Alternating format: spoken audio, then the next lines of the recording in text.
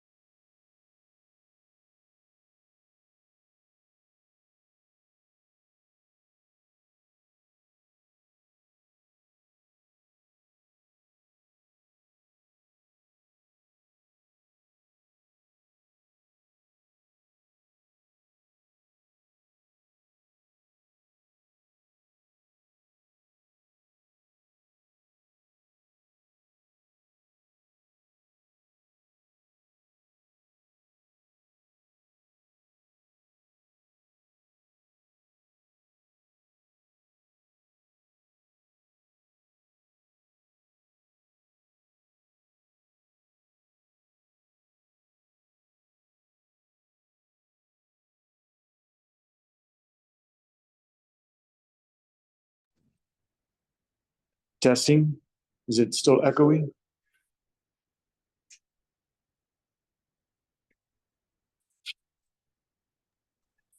I think You it's sound good. stupid How about I that? didn't get an order. Eric. Sounds good on my side. Oh, okay. So, yeah. All right. Thank you.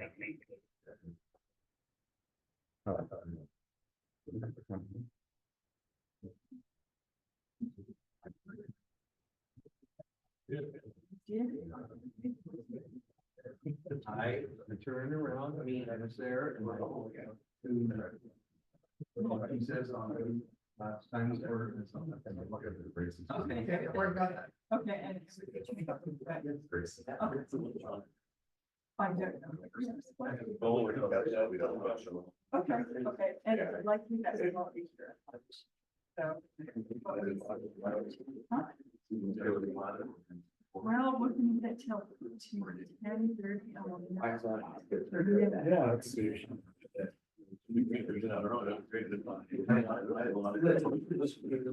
Oh. No, not much not on. Yeah, look, it's picking up some audio. Yeah. Yeah, no. Yeah, we're on.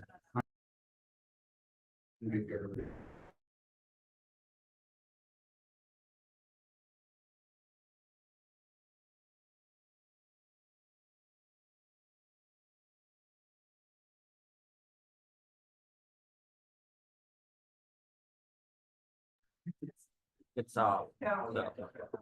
Good morning. Testing, testing, testing. yeah, it's picking up. Heavy on this. Is it microphone for the laptop? Mic on? No, not mine. Any extra letters that these guys send out? I don't have any.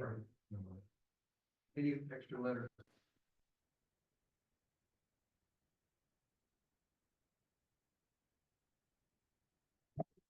Yes.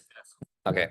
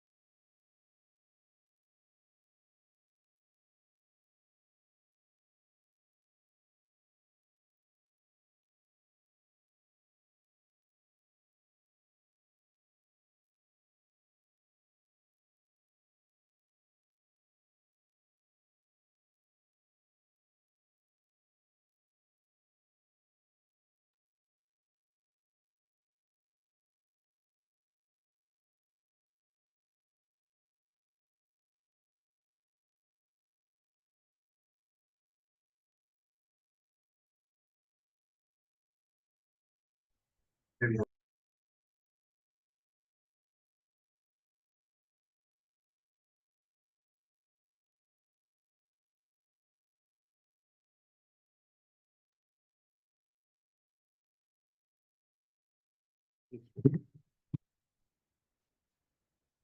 morning, everyone.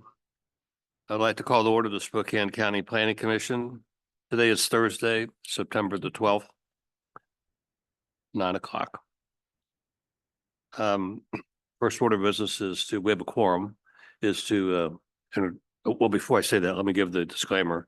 The public may participate in person or remotely by utilizing a web link and telephone conference links, *9 to raise hand and *6 to speak. Individuals are limited to 1 3-minute comment period for any item. Please keep your comments specific to the current agenda item. Chat is not supported. The first order of business is to introduce the commission. To my right, Melissa, would you start off, please? Melissa Wickstruck. Lonnie Edwards. Clyde Hossey.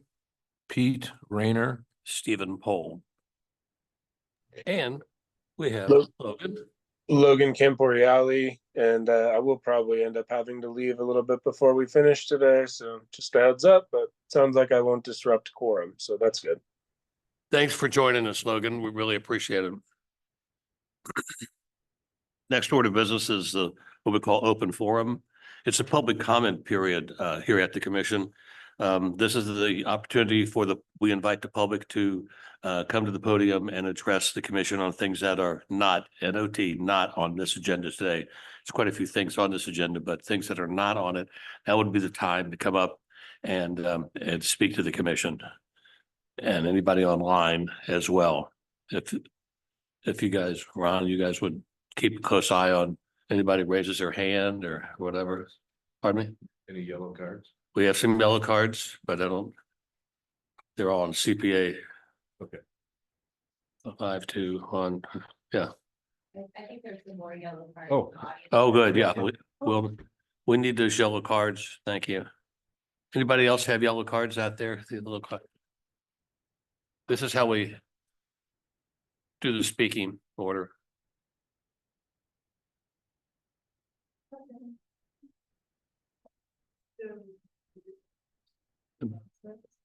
I'll put these in order of some sort. Seeing no one needs to participate in open forum, let's move on to the next item. The first item, these are all public hearings today. Yes. Thank you.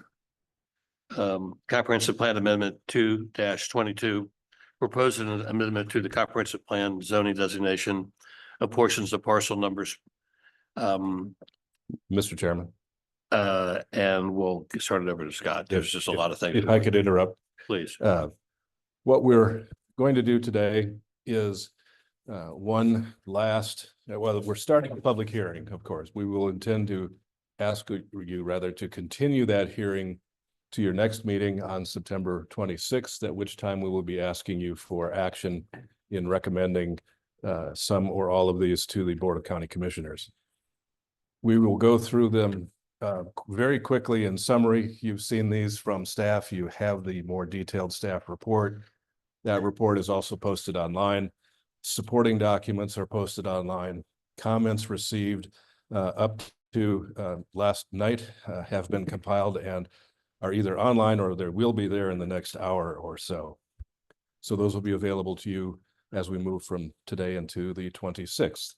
As I said, we're going to go through them individually. There are a couple of applicants here that want to also speak with you about their project, and we will give them a brief time to do so. First, though, we're making a slight change. CPA 222 is being withdrawn. There was no successful SEPA mitigation negotiated between the property owner and several of the agencies, and so that has been withdrawn from the 24 cycle. So we will go on to the full 24 cycle, starting with amendment number 2. 2-24. Correct. I'll open the public hearing without objection.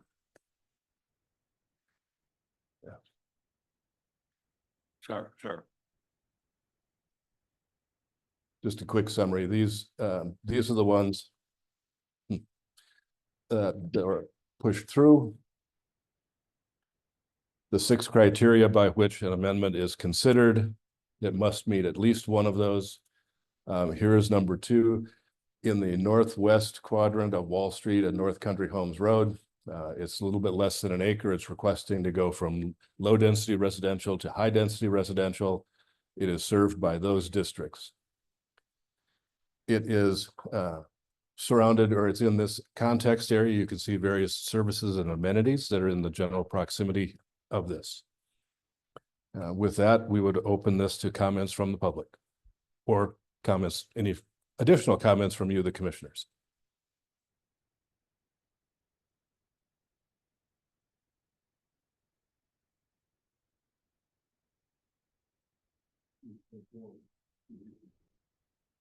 Very good.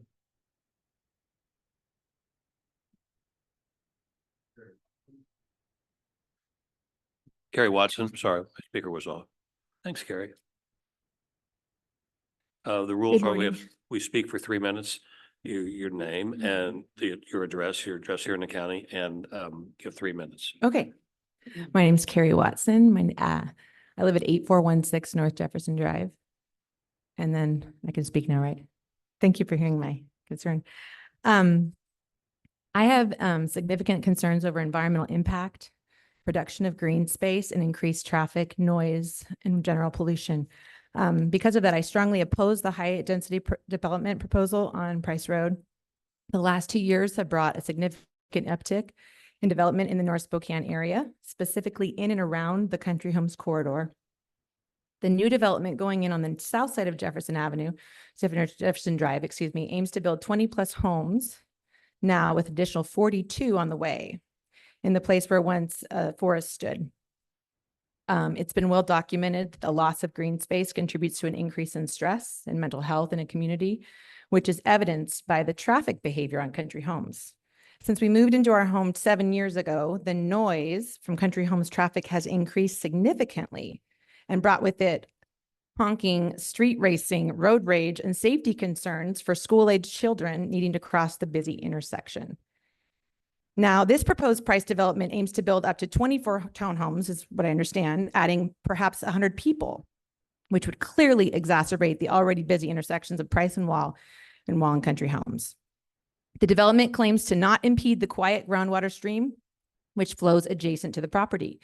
However, after watching the development on the south side of Jefferson for the past 2 years and reporting multiple violations in stormwater management, erosion control, etc.,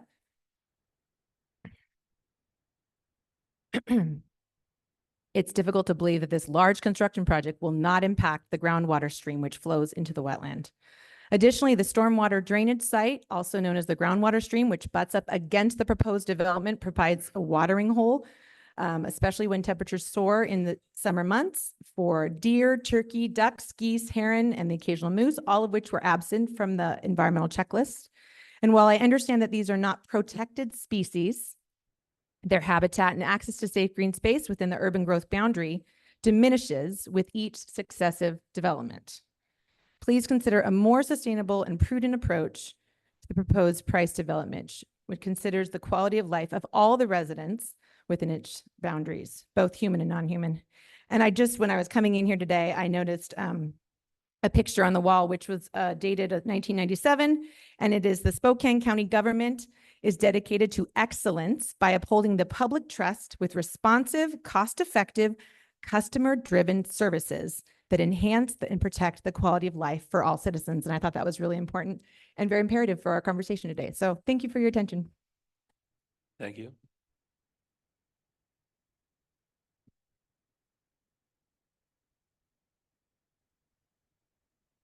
Brent Wegner?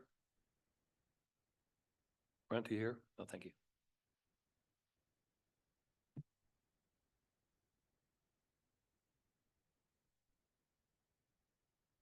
Good morning, Brent Wagner, 8518 North Jefferson Drive. I am here to express my concern about the proposed change to high density Zoning laws are crucial for maintaining planned development, protecting property values, and ensuring quality of life. They provide structure and predictability in land use, which helps preserve the character and stability of our communities. When people look to buy a home, location is always the top of the list. Choosing to invest in a particular neighborhood has everything to do with its current characteristics and current zoning. Spot zoning can undermine zoning consistency and benefit only a specific property owner at the expense of every other property owner in the neighborhood. This practice disrupts the overall zoning plan and can lead to unpredictability in land use. Granting site-specific exceptions for high-density development on one property in a neighborhood sets a dangerous precedent. Allowing exceptions for investors who claim they will result in an improved use of property will create inconsistencies and conflict with the other residential properties in the area. Developers often purchase low-density lots at reduced prices and seek rezoning to allow high-density development. This strategy certainly increases their profits, but will have severe consequences for their neighborhood. Increasing traffic congestion, smog, noise, light pollution, while decreasing access, safety, and property values, which will lead to the decline of the whole neighborhood. Increasing density also introduces practical issues such as street congestion from parked cars on an already extremely narrow road. This will reduce neighborhood accessibility and safety. Price Road is one of only 2 access roads for over 120 homes. The corner of Price and Wall is already a very congested and dangerous intersection. According to the Spokane County Traffic Counts map, Wall Street and Country Homes Boulevard intersection is one of the most congested, with 18,000 plus trips per day on Country Homes and 11,000 plus per day on Wall. Cars can be backed up for blocks on both Wall Street and Country Homes Boulevard throughout the day, and especially during rush hour. I urge our city council, planners, and commissioners to carefully consider these potential consequences and deny the spot zoning density increase request. Preserving the character and stability of our long-established neighborhoods should remain a priority. And I just want to point out, here's the map that he's provided, as we saw up here, purporting the high density is right all around there. Here's an actual map of the area with not a single other high density residential lot for miles. Last thing I'd like to point out is just that the water that does flow, they want to say it's a storm channel, but the storm channel has been flowing 24/7 for the last 25 years. It is water, it's a perennial stream, and it is water actually flowing through there. It's not just storm water. Thank you for your time. Thank you. And I want to give you these, please. Thank you. Thanks. Thank you. Next, we'll hear from Jesse Stevens.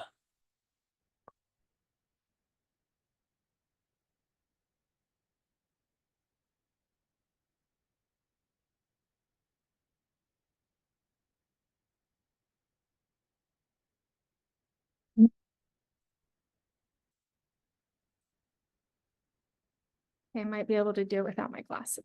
Try. It's kind of new to me. Okay, I'm ready. Hi, my name is Jesse Stevens. I am the homeowner at 8807 North Mountain View Lane. I live directly across the street from the Price and Wall Regional Stormwater Walking Trails and Natural Area. And thank you so much for your time for hearing me today. I love Spokane County. I love my neighborhood community. I love the area that I'm in, and we support growth and development as our region expands. We're very aware that we need it. We just ask that it's thoughtful and that it is where it makes sense. So my neighbor community and I are so concerned about the property being considered for rezoning from low density to high density. We just love our area so much. We are a really special part of this county.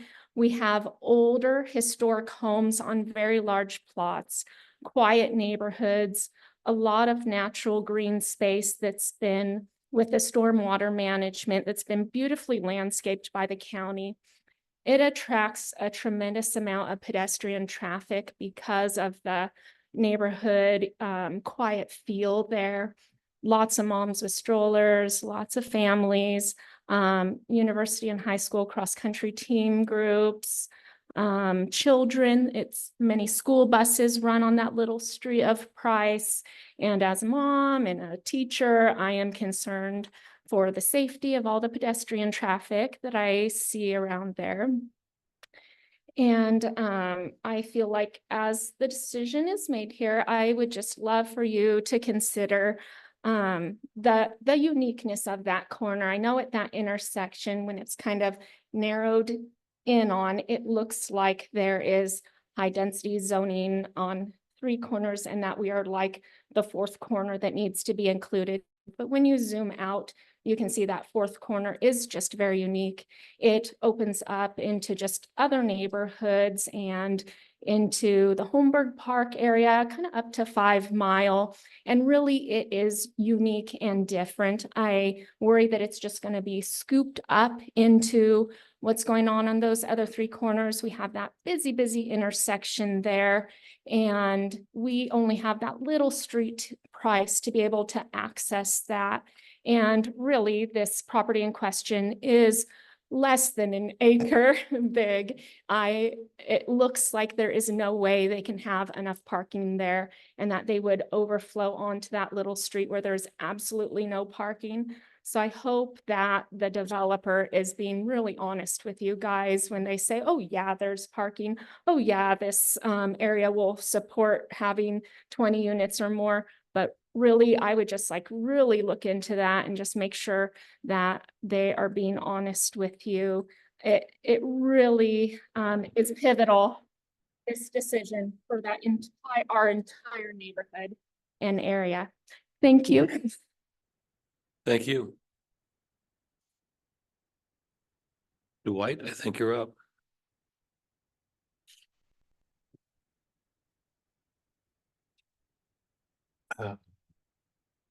Dwight Hume. I'm Dwight Hume. I'm a neighbor of this area. I'm over 50 years experience with traffic and the growth in that area and the behavior of the pedestrian movement and traffic movement. You've heard and will hear more today about that particular aspect of it. What I wanted to talk to you about was the arterial does not necessarily qualify it as a high density residential zone. The reason being that you're sitting at Price and Wall and there's channelization from the signalized intersection up to that point. There's no turning lane to get off a Wall. And if the trend is for infill and more apartments, and you think that that's going to be the phenomena along Wall Street from country homes upward, you've got to consider the reality of what you've got. You've got, as they said, 11,000 cars a day right now traveling that during the PM peak, or not during the peak, but anyway. That's a merger of traffic from country homes and a merger of traffic from Monroe that all join on Wall and continue out. But no turning lanes to get off of, no left turn safety ability. Your policy about HDR says that it should front on an arterial. The staff report leads you to believe that it was just a checklist of items. Is there an arterial? Yes, check. Is there public open space? Yes, check. And that sort of analysis. But the real analysis of Wall Street is when the county considers that increased volume as they transit to infill, what are they doing about that arterial? Mill Road used to be a 4-lane. It's now 3. It has a turning lane all the way through it, which makes sense. And that's what would have to happen. Frankly, dread that because the traffic will be single file instead of double. And you'll be waiting to get out through that for twice as long. So anyway, the site is ill-equipped to be accommodated. And Public Works has said they're not gonna let them come out onto Wall. So that means Price, which is already too narrow, has to be the ingress and egress to the site. Once it gets out there and waits for traffic, too bad, they won't get out or they won't get in because of that volume. You need a turning lane to get out of the way and let people through to get home. That's it. Thanks. Thank you, sir. Thanks, Dwight. Commission, people online. Anybody else? Did I miss anybody? Hi.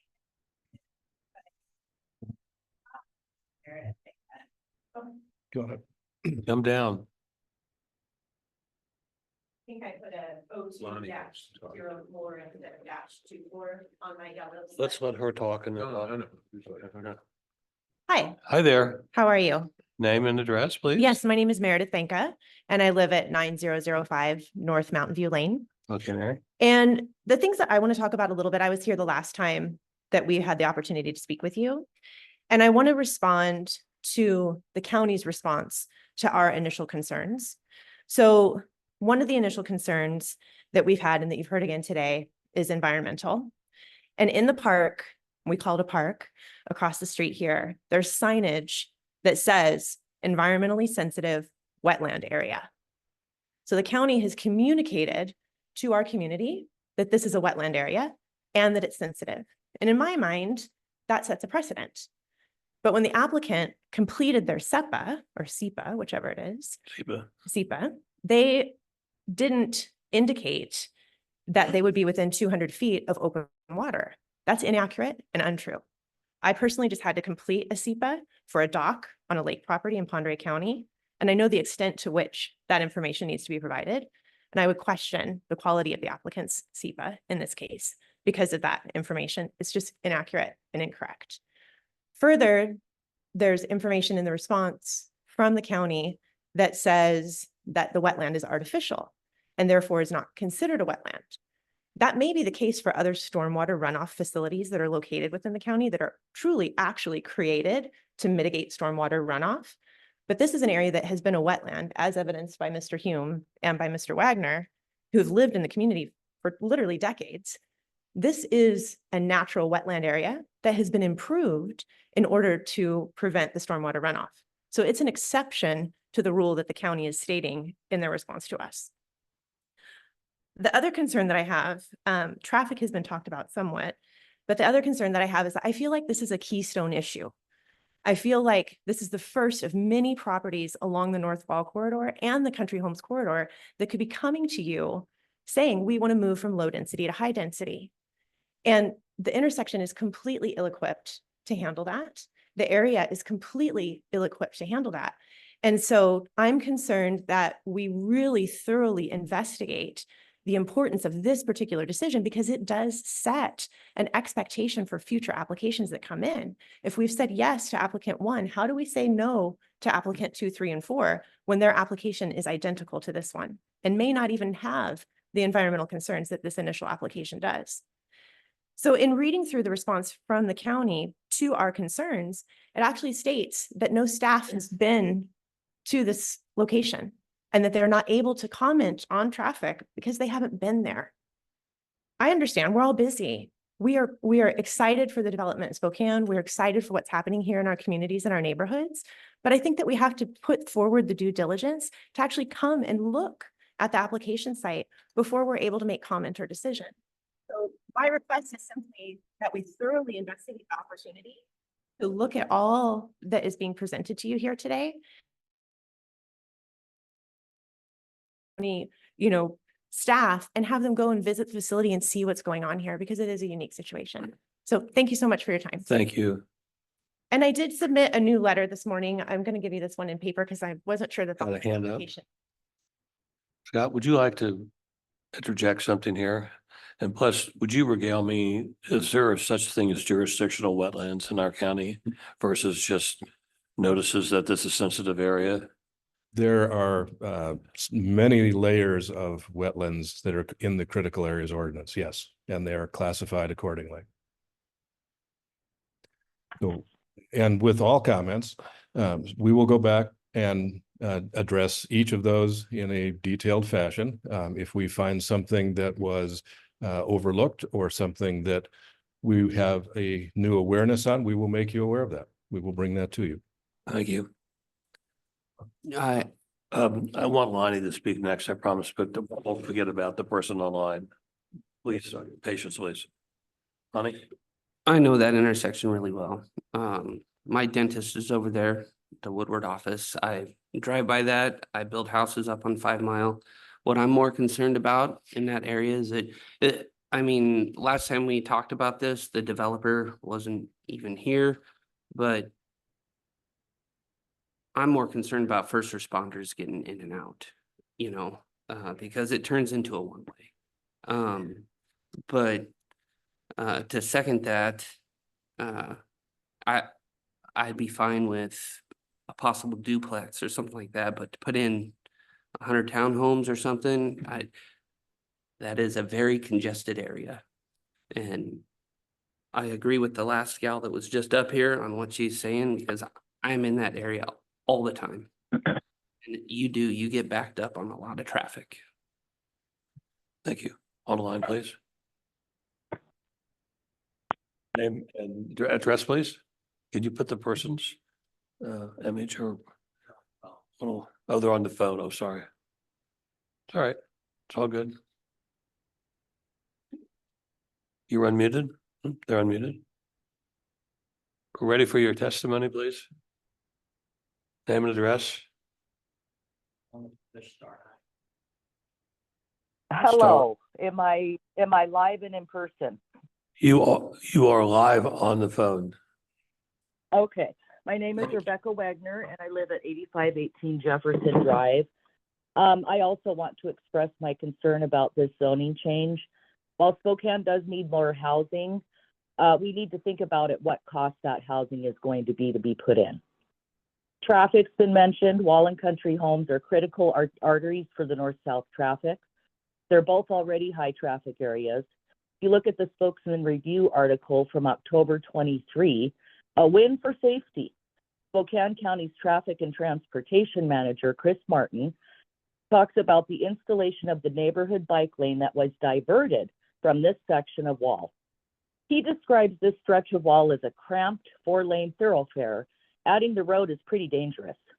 One development could make an already problematic intersection and traffic pattern even more unmanageable, potentially resulting in costly safety mitigation measures. Second, the quality of life for these future residents would also be subpar. The lot will likely become mostly non-porous, increasing radiant heat with the need to remove the few remaining trees. The corner's already noisy, and studies have shown that intersections like this have 29 times higher nanoparticles from car emissions. There's an Aclima blog journal you can read on that. There's also a serious safety risk for children. Children are curious, they love water, and they will explore and play there. The perennial stream that runs through the storm channel has a 3 to 4 foot deep pond that the county dredged to help clean and slow the large amounts of water traveling through there year round. Bringing so much density into such close proximity significantly increases the risk of accidents. Additionally, snow removal would be an issue. Price Street often goes unplowed for weeks and snow from Wall Street is pushed onto sidewalks. This particular spot has historically had little to no foot traffic. If we are encouraging residents to walk and bike, how will the county ensure sidewalks and roads are cleared, particularly in the winter? The original planners likely considered the neighborhood's natural storm drainage and floodplains. Introducing more non-porous surfaces and elevating the land for construction could push water towards neighboring properties, increasing the flood risk. Please consider all your citizens and the different types of housing and neighborhoods that contribute to a healthy housing choice. Thank you. Thank you very much. There's another hand raised. Thank you. Yeah. Come down, please.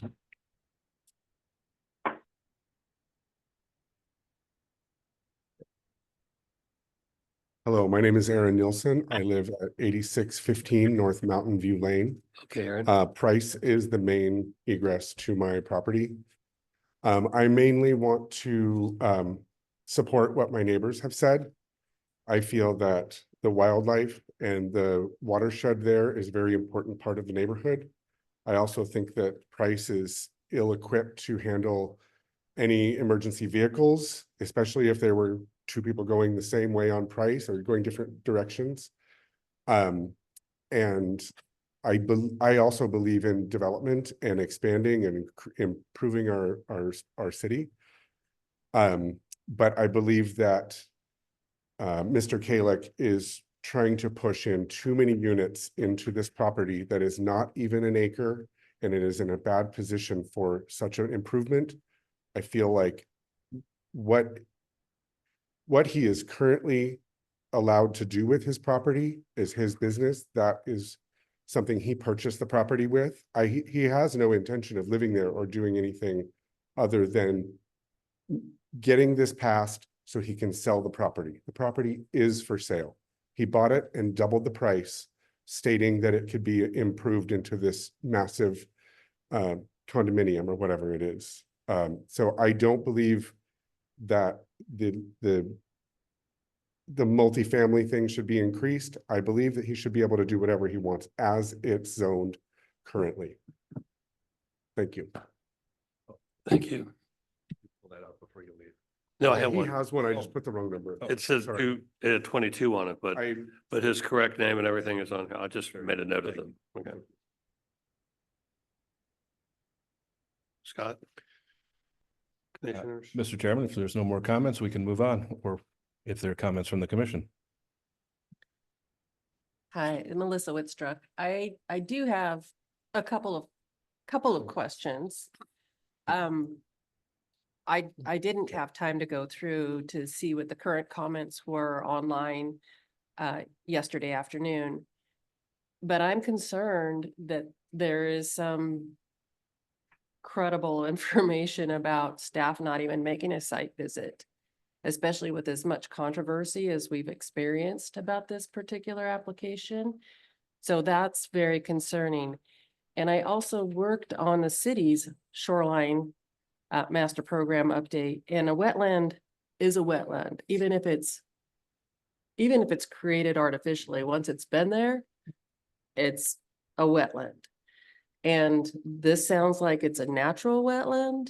And so, yeah, that classification, that delineation needs to be in place in the staff report so that that can be addressed and must be addressed. They've brought up a lot of valid points. I'm not as familiar with that area of town as I used to be, but it's a mess. Trying to get cross country homes from the wall. My little sister is buried up at Holy Cross. And so I mean, I know it's not that place that it used to be 50 years ago. I think that needs to be a very important consideration. The traffic, the children in the area. Yes, the current owner of the land has every right to their due process for the development that's allowed on the property now. But to consider what they are asking for needs to be really, really nailed down on all of these aspects that have been repeatedly brought up. That's my comment. Mr. Chairman, the applicant is here and would like to address the planning commission. Please. We have another one? Do you want to do the person online first? Sure. Let's do the person on the line first, if you don't mind.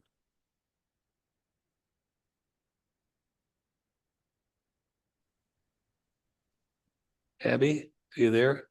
Yes, hello, this is Abby Klein. I live at 8409 Jefferson.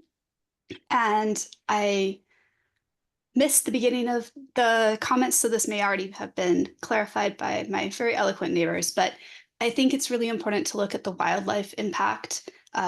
Historically, this area has served as a wildlife corridor, allowing wildlife to move from the north end of 5 Mile and ones that stray down from the plateau to exit back to the north end of 5 Mile. Just this year, we have seen moose, we have seen, we have a number of deer that move back and forth. And there's a lot of wildlife that exists in the wetland area. My understanding is that in the environmental impact study, it was stated that there is no significant wildlife presence, which seems highly inaccurate. So I think that as well as looking at the traffic impacts, we also need to think about the movement of animals and the functioning of this area as a safety corridor that allows them both access to water on this side of wall, but also helps them egress back to the north end and out of the developed areas. Thank you. Thanks, Abby. Have the developer, the maker of the application be next.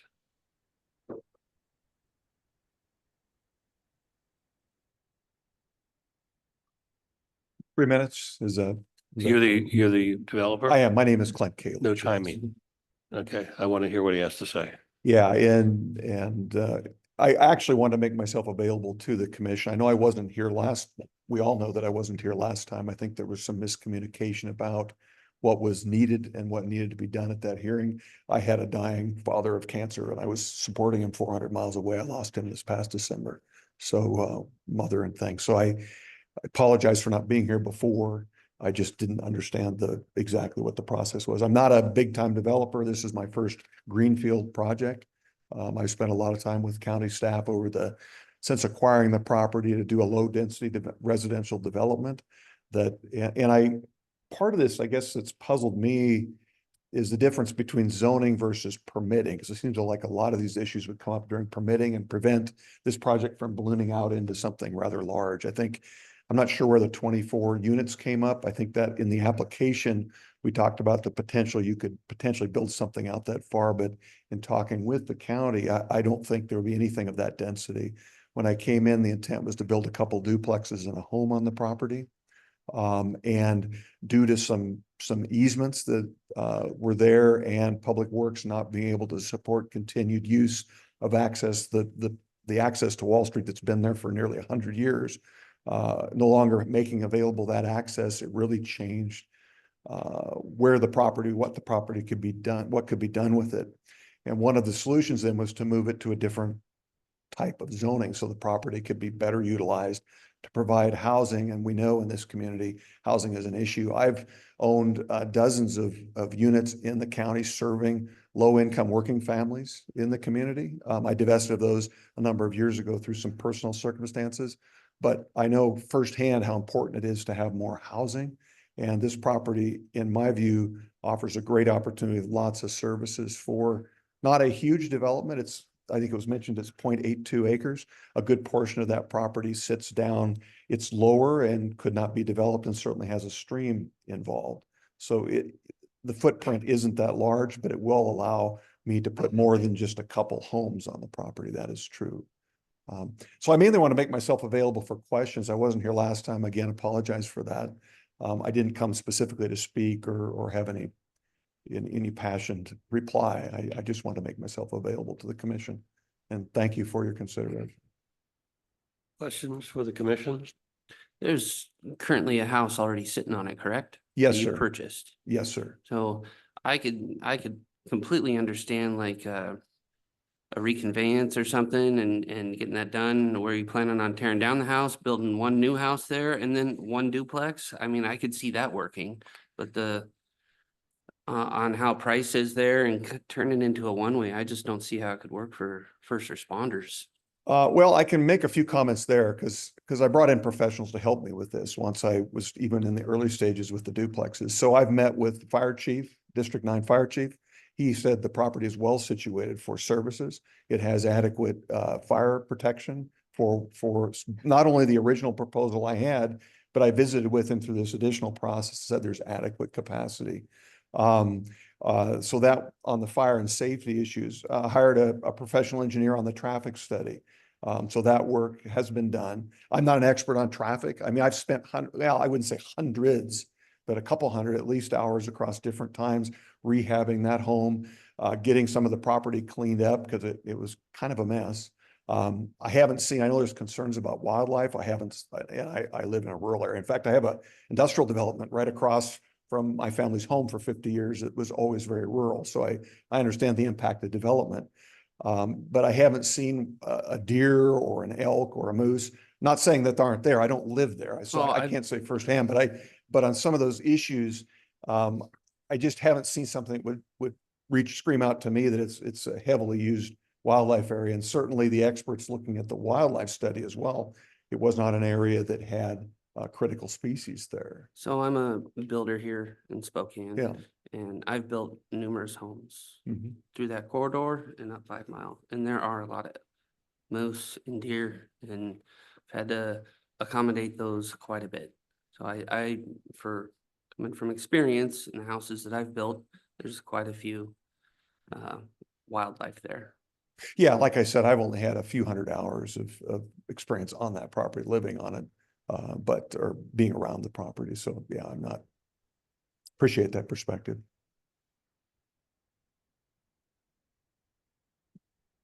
Questions from Melissa?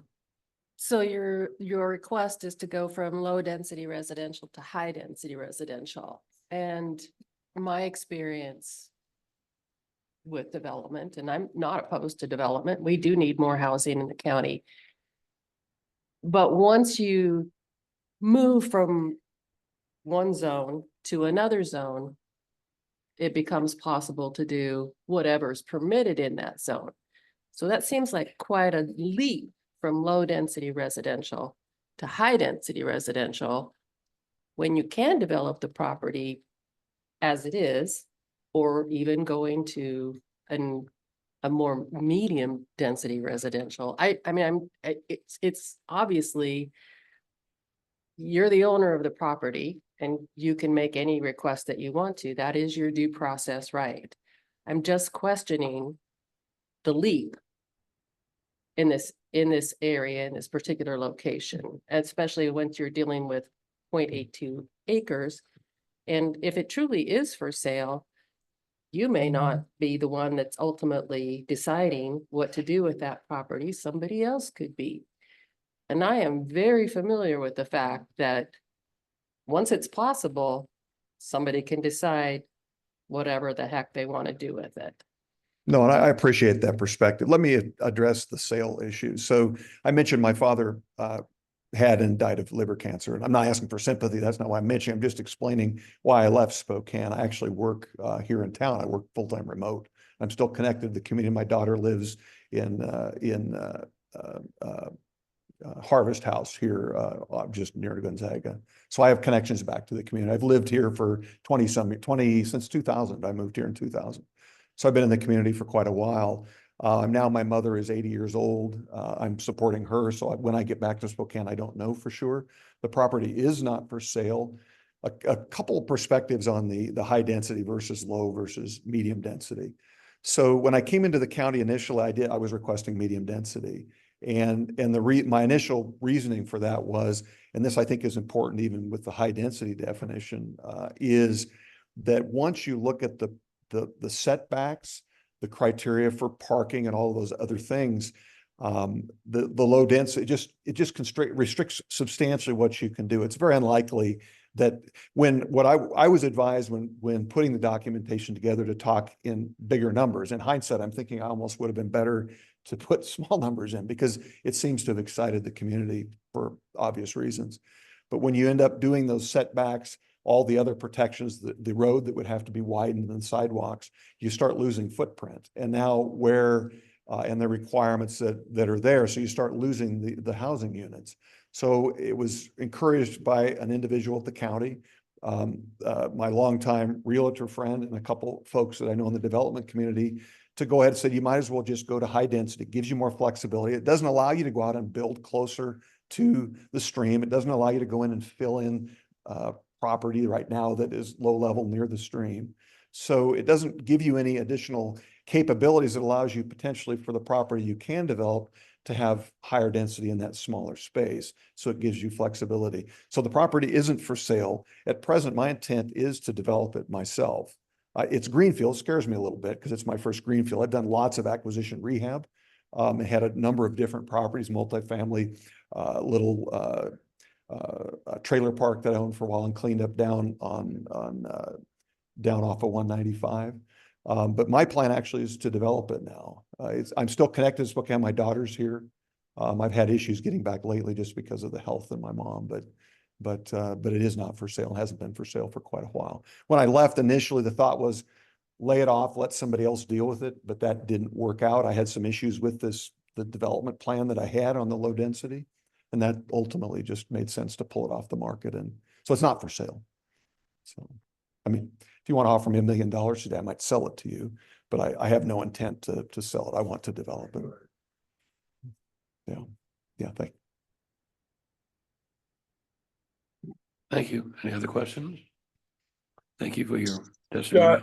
Scott, if I could, wasn't the county staff considering that sort of tagging on to this proposal and also pursuing a change of zone to the parcels that are directly south of this up to the intersection? And I noticed that's not in our hearing today, so it seems that that's not moving forward, but could you just remind me of what I think was a actual proposal and what happened to it? Logan, I'm not quite sure I followed you at the beginning. I just thought that the couple parcels south of this parcel, that maybe staff was going to initiate an amendment for those parcels to match the zoning that was proposed by the applicant in this CPA. But I don't see that moving forward. So it seems like staff decided not to do that, but I was just curious if you could touch on that. Yeah, the context was, should this area be looked at in a broader context now? Because this is the third of those 4 quadrants that have asked for an individual comp plan amendment. We considered that, but then thought it's not really ripe for that, because immediately after this round of amendments, we'll be looking at the comprehensive plan as a whole. So we will be looking at this area in detail along with all other areas on our urban periphery. So the idea of how this may change in the future is going to go through the next 2 years of discussion with residents, with owners, with property around the areas.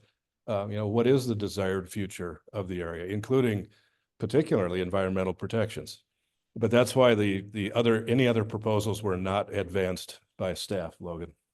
Thank you. But it's very possible in the comp plan update that this area is identified as a good location for high density residential if the research bears that out. That's a possible outcome, correct? Well, the current conditions don't warrant a conclusion at this point. But yes, and remember, we're looking at a different kind of zoning and development that takes into account the character of neighboring development, the urban design factors of that our current zoning doesn't address. Many of the concerns we heard today were, in fact, about conditions that get examined in detail at a building permit stage. There's always been a little bit of confusion as to a land action stage versus a building permit stage, because to the public, it's like, well, no, they're going to build an apartment building there. How come they're not taking care of this right now? Our codes don't align the way they should. And we intend to make that a correction, for your consideration as we move into 26 to try to provide better guidance for development, but also better transparency for neighbors and people in the area. So how it evolves is totally up for grabs at this point.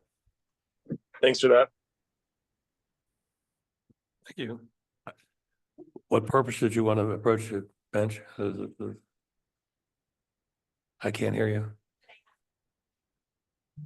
I really don't want to conduct a forum between you and the developer. If you want to speak to him afterwards, yeah. Go, you want to come here? Oh, do you have a card? Let's fill that out and make sure she's properly on this particular, okay. If you could fill that out when you're done.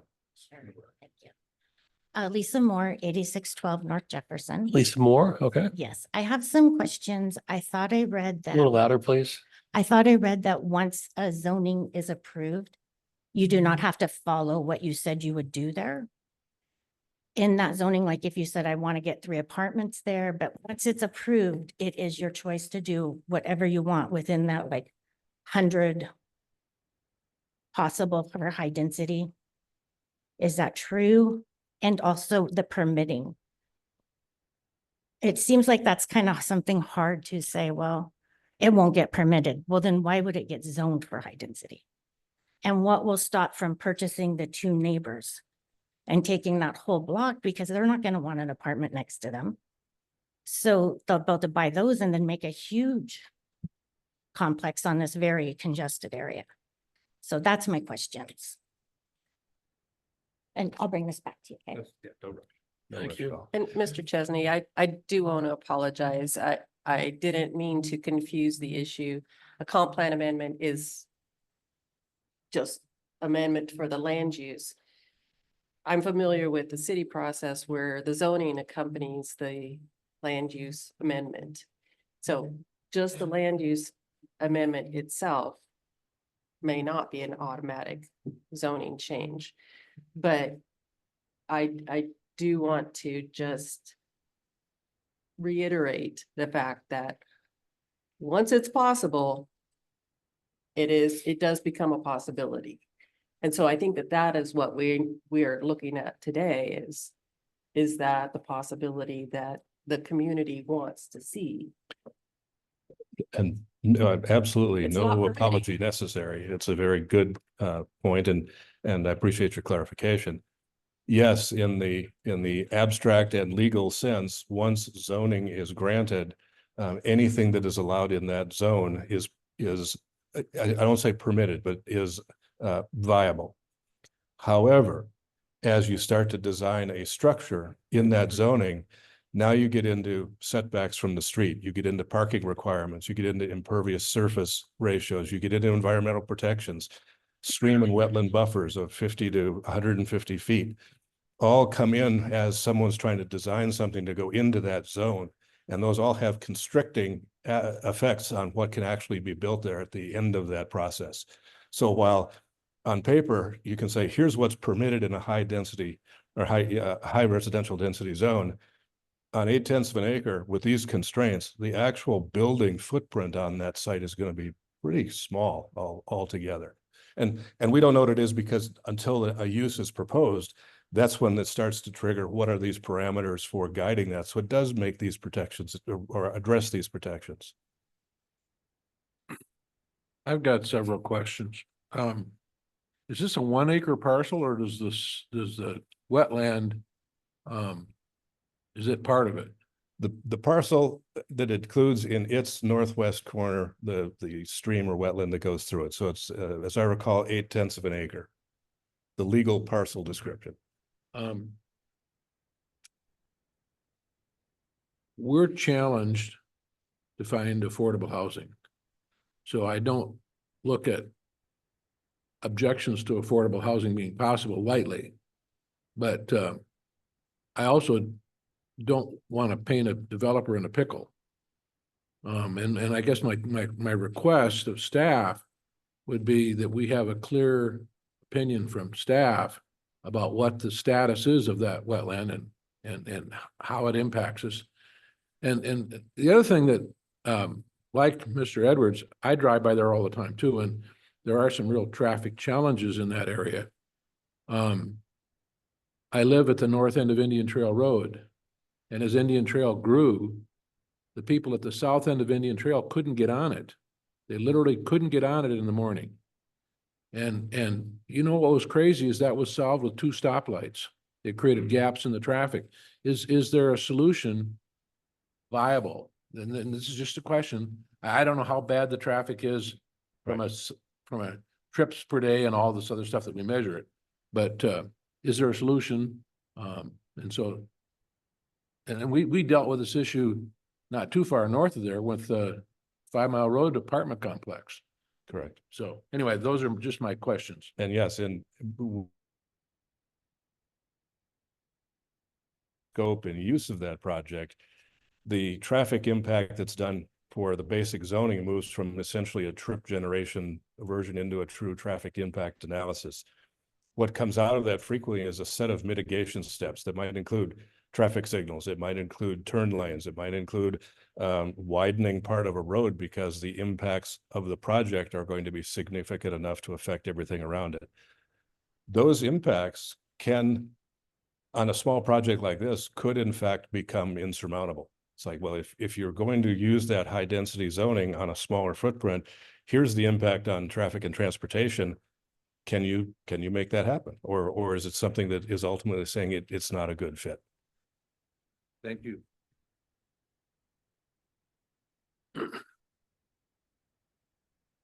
I think we're, is there anyone else online? Is that a hand up over there? I see something red over there. What is that? Is that that's not a hand. Okay. All right.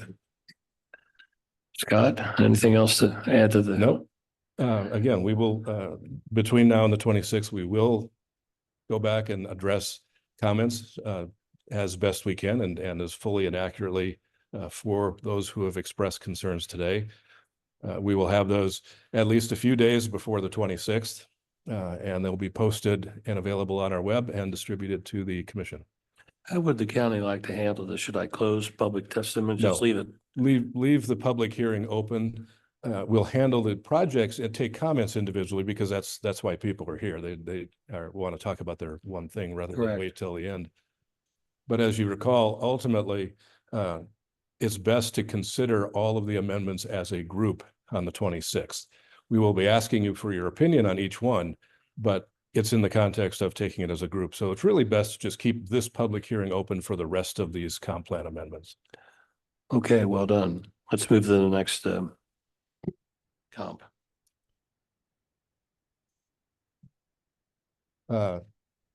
CPA 03 is in the Hastings Farwell corridor. As you've seen several of these in this area from before, this one is again going from low density to high density residential. In this case, there's a number of high density projects already around it. I'll hold for a minute.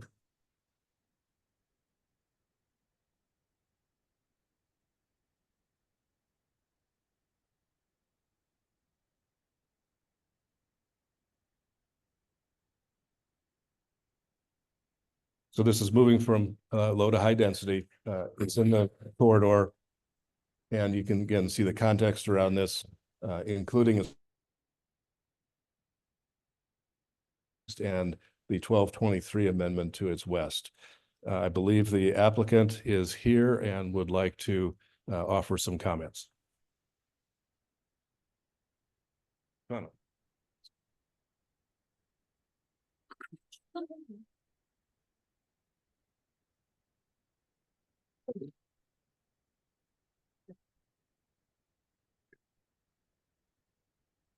This is one of the separate slideshows. It should be Farwell, Battle Farwell. This guy. Okay, I'll do my best here. Not this one.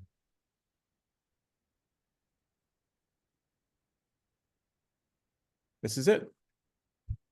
Thank you very much for the opportunity. My name is Clifton Trimble. I represent the applicant. I'm with Storehaug Engineering, and I'm here to talk about this project on behalf of Senior Homes Foundation of Eastern Washington. As Mr. Chesney said, this is off of Farwell, and I'm just going to give a brief overview and happy to answer any questions. It's just under 3 acres, and it is off of Farwell as seen here. And just kind of go through some of the visuals to kind of frame the project. As you can see, it's located off of Farwell, 2 parcels here, and it's flanked in between Perry and North Pittsburgh. So that's kind of an aerial of existing conditions. This is on the ground looking towards the eastern parcel, which is, maybe there's a laser pointer here. It doesn't work. Okay, well, you can kind of see the complexion of the surrounding area. Farwell, of course, is an urban arterial, 4 lanes with a center turn lane. This is looking the opposite direction of where we just were, looking to the southeast. And that's the center parcel between the 2 that are proposed to rezone to high density residential from low density.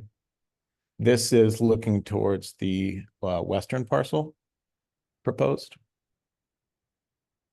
And this is a graphic showing the surrounding zoning. So one of the criteria, as discussed with the county staff, that makes the proposals compatible is being adjacent to similar surrounding zoning. So you can see there's 4 parcels here that are immediately adjacent, and then other HDR to the north, as well as down Farwell to the west once you get closer to Hastings.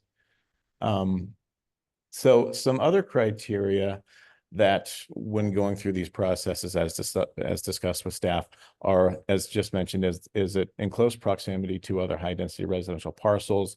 Is the parcel adjacent to an urban arterial? Is it near other commercial uses that would support high density? And is the parcel served by public transit?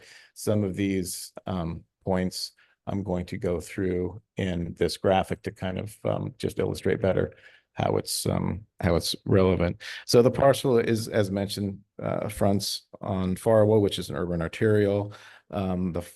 Farwell has bike lanes to connect to the Children of the Sun Trail and the Hastings Park and Ride. You can see the Children of the Sun Trail outlined in red there, and the Hastings Park and Ride to the lower left side of the screen. It's also connects to a host of commercial uses, Costco, Fred Meyer, Jimmy John's, Ace Hardware.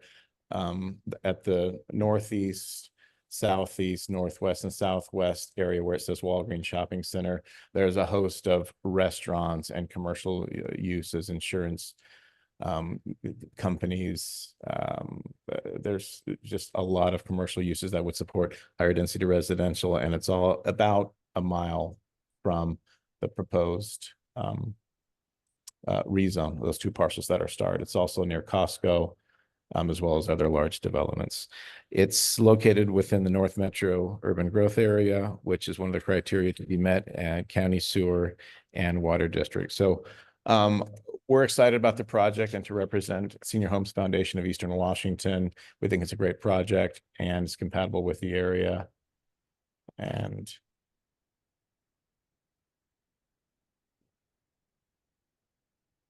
And that brings me to an end. I appreciate your time and consideration. The applicant respectfully requests your recommendation for approval. I'd be happy to answer any questions. Could you go back to those pictures where the street view? Keep going. Another one. Okay, right there where that white fence is. My son goes to Farwell Elementary, and now if you can go back to where it says HDR all around it for the high density residential. Okay, right there. Go back right there. Where it says North Pittsburgh right there, all that stuff on Pittsburgh has been wiped out. Those are all brand new apartments in there. There is a light right there. And so these pictures are a little outdated. Correct. And I just want to go on record saying that. And there are some nice new apartments in there. So the area is growing, and that's all I wanted to say about that those pictures are a little outdated. Yes, correct. There is on Pittsburgh and Farwell, there is those used to be 3 parcels. They were consolidated into 1 in 2021, and now they're apartments. They're near construction. I was by there the other day posting the sign for this event, and yeah, you're absolutely correct.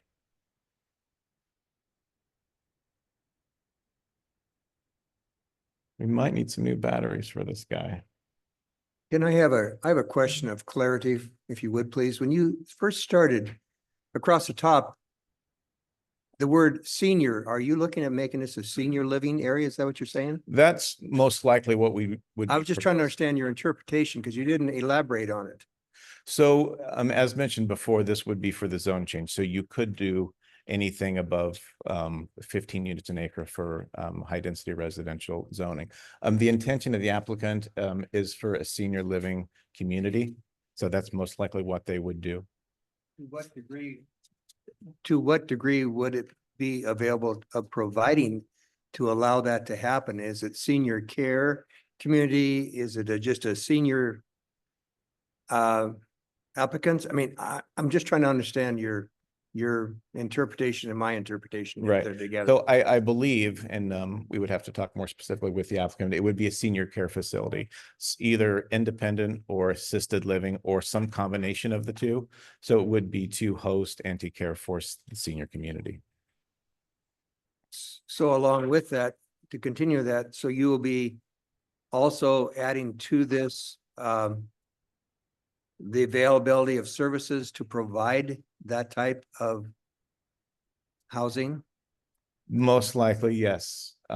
They would have staff on site. They would have, those resources that would be appropriate for, the senior community that they would, again, I'm not sure what level, because as I understand, there's independent and there's, I do understand that as soon as you provide senior care, living and so forth, you can begin to elaborate quite a bit and put additional units more than just a multifamily. That's why I'm trying to ask clarity of what you understand. You're actually looking for a community senior living facility and services to be provided. no, More so than multifamily. no, we're not looking for that to be. Okay, well, see, they don't understand. Yeah, I guess I'm not following you. It would meet the zoning criteria for HDR as far as services, level of services for senior assisted living facility. The applicant, it would be, privately provided. Any, EMS or, police would be, I guess, commiserate with the use in the application. But again, we are, not going too far down that road. We're looking for the zoning that would host that type of activity. But again, this zoning, that's something that it could be, but we would be, I guess, allowed kind of, as mentioned before, anything under HDR, which is above 15, units per acre. So we're really looking for the rezone at this point. I've got a question. There's a big assume between the two red boxes. I need that assume taken care of. I thought that, but I'm wondering if you're looking at two projects or. So the Senior Home Foundation of Eastern Washington owns those two, the one in the middle and the one to the south. And the others are already zoned HDR. So this would, yes, just to the south. Yeah, correct. So the two combined, the two combined are just under 3 acres. So you could infer that the lower one is probably under 3, but those two combined that we're looking for the rezone is, I think, 2.97 acres. I agree with you. Thank you. So I do have a couple of questions. So I know that, and this was true of a couple of different of these applications that we're seeing today. Spokane Water District 3 had some concerns about the amount of water that's needed. So that's a concern.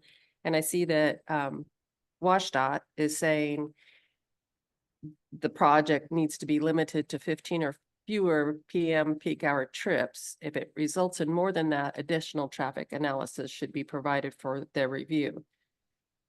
15 peak hour trips, if it's a senior facility, that hardly allows for employee, let alone, and I'm a senior, those of us still driving might be out on the road.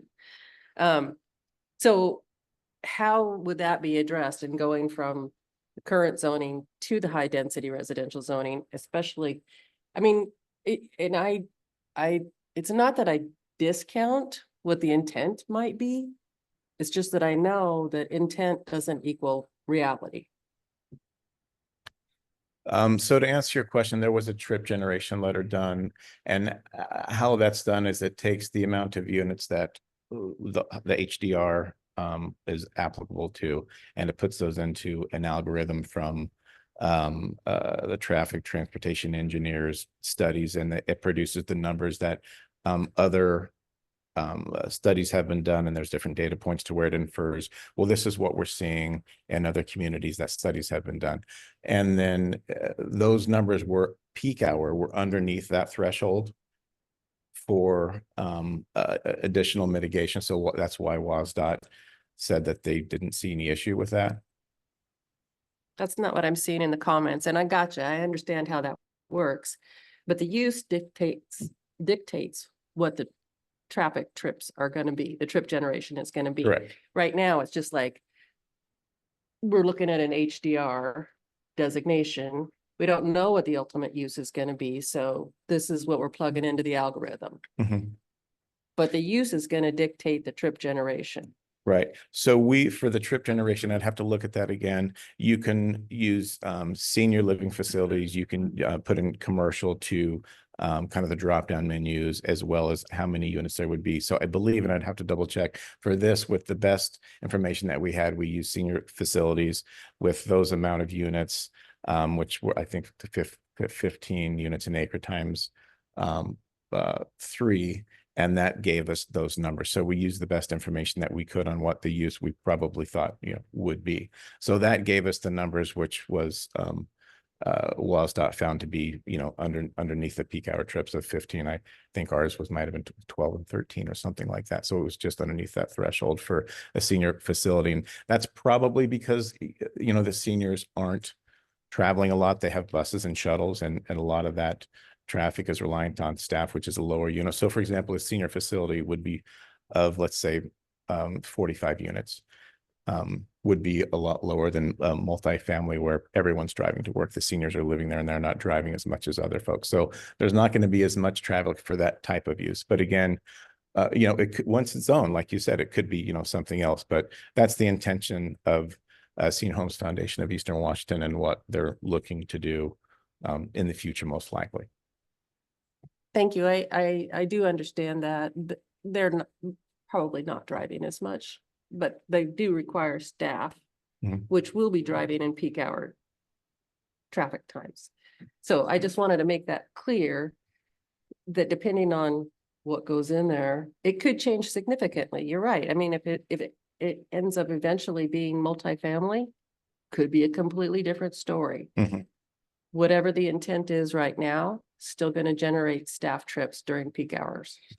Correct. And I believe, and Mr. Chesney could correct me, that at the time of building permits, if it is a certain amount of density residential, let's say in the future, this was going to be a multifamily unit development, 30 years down the road, another trip generation letter would be provided. And if it went over those 15 AM or peak-in, then it would require another level of review, a level of service analysis, or a traffic impact study, which is a lot greater. And that could come up with, improvements to lane widening, to, traffic circles, to different timing optimization on traffic lights, things like that. So this isn't the only level of review for, there's a building permit stage process to where the trip's another requirement. Yeah, I know that. I'm just trying to figure out cumulative impacts, and thank you for your staff doing the cumulative impact analysis, because each one of these comp plan amendments is not in isolation. It's the cumulative impact that needs to be considered, as well as an individual location and an individual request. So that's kind of where I'm thinking about it, especially in this part of the city, which is growing very quickly, not unlike the West Plains, which is another kettle of fish. But to your point, yes, at the permitting stage, that's going to be looked at again, especially if the proposal turns out not to be a senior facility for whatever reason.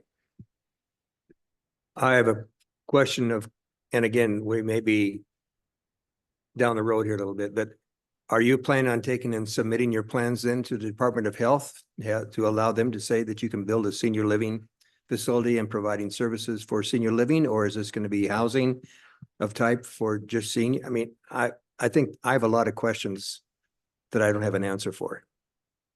What are your plans? How are you going to proceed with that besides just getting the zone change here? Well, so we don't have building plans, floor plans. That's, that would be, down the road. At this point, we're looking for the zone change for above 15 dwelling units an acre for this area. So that's, again, I agree with you. I don't want to get too far down the road. I don't, have those.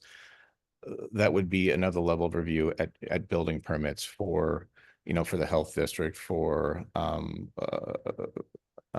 we've got,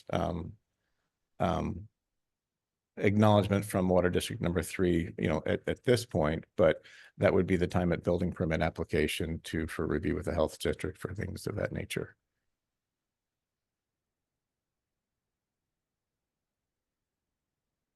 We need to know what's going in, what wants to be built. plans would be good.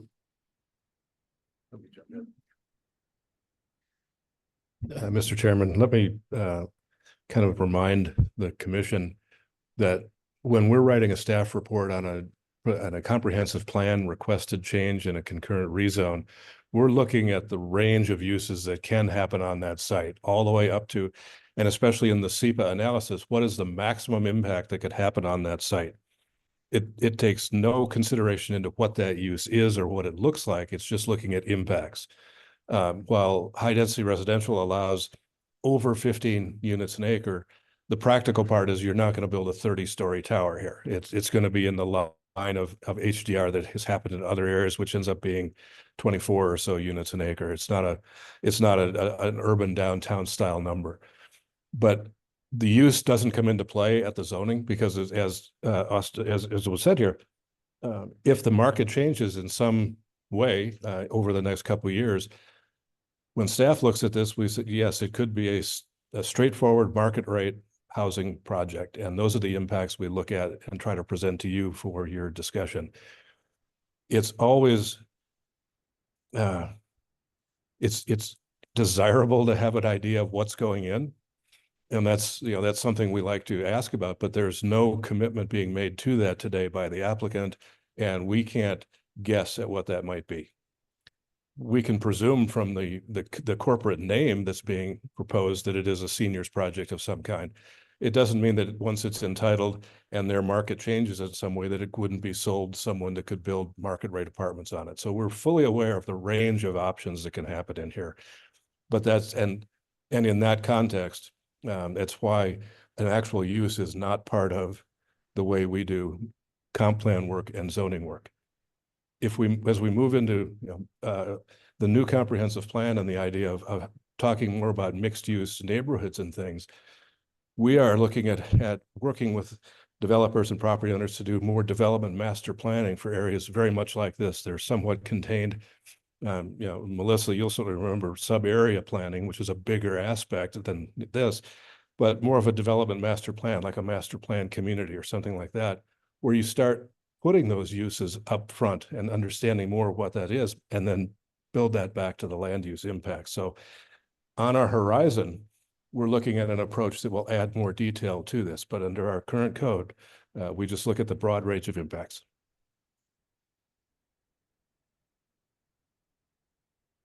I want to add a comment to that.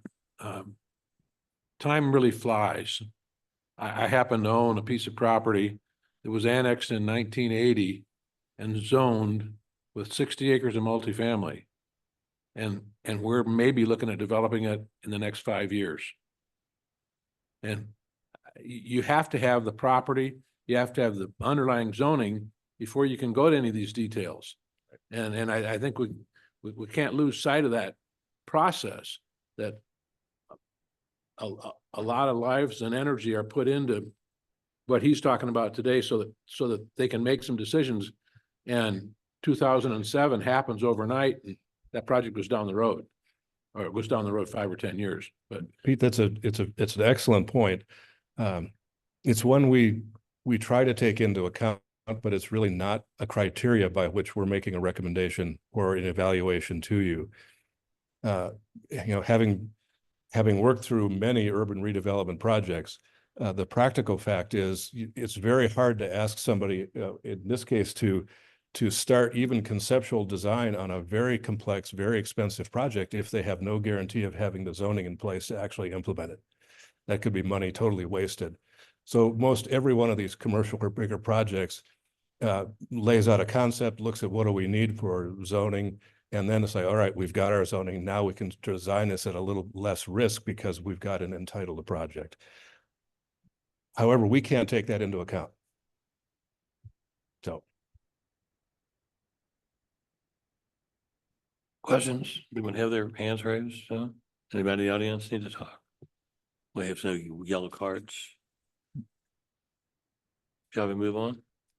Very good. Can we go back to my show, please? We're going to consider Amendment 4.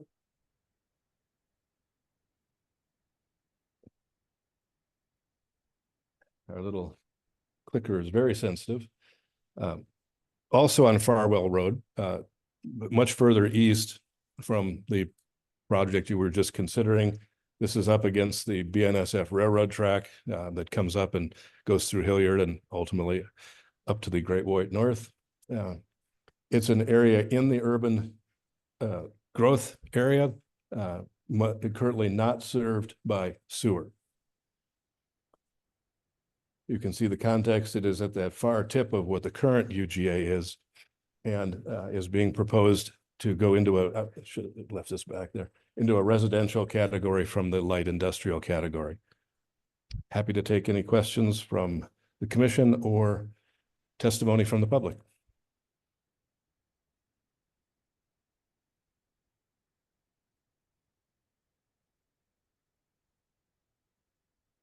As you recall, there was quite a lot of testimony at an earlier workshop that has been addressed, hopefully to your satisfaction by staff, but if there are still questions, we're happy to address them.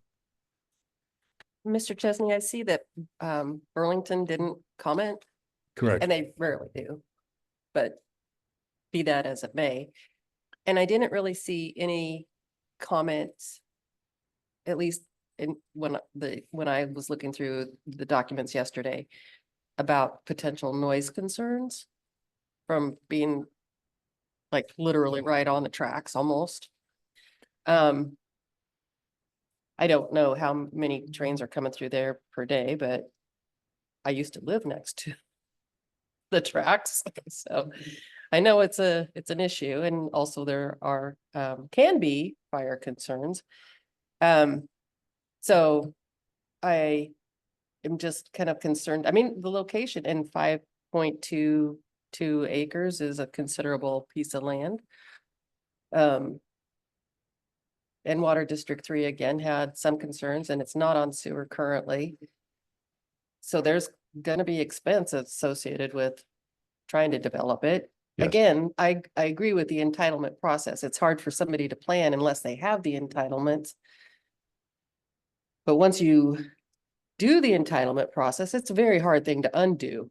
So I just think that that is worth our consideration as we look at the cumulative impacts. It is very much in our, I guess, call it decision-making matrix. You saw that a couple of years ago, when there was a proposal to take several 48 or so acres out of the heavy industrial area and move that into a commercial area for multifamily housing.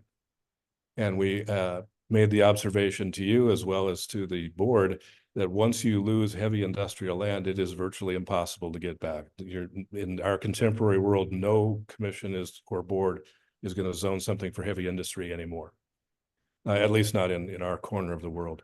The light industrial category, on the other hand, really doesn't have that same protection in our mind. And so a parcel like this, that as we look back as planners, we say, well, okay, that made sense in 2001.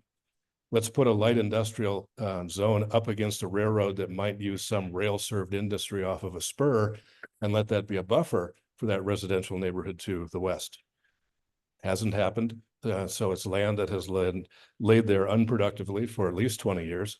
And now there's a proposal to move that into housing. So from a planning perspective on our contemporary needs for housing, it meets the criteria to move it forward. The decision on public policy is yours to make that recommendation to the Board of County Commissioners. The applicant is here and would like to briefly address the group two, or the applicant's representative, and would like to address that. There are significant urban services issues with the site, water and sewer both. And everyone here is aware of that, and we're able to address that at your questions. But Ben?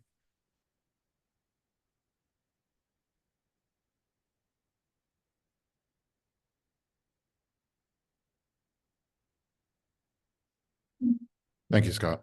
Ben Goodmanson, Whipple Consulting Engineers, 21 South Pines Road, Spokane Valley, Washington. We've been talking about this for about a year now and wanted to keep this brief. The other Whipple one.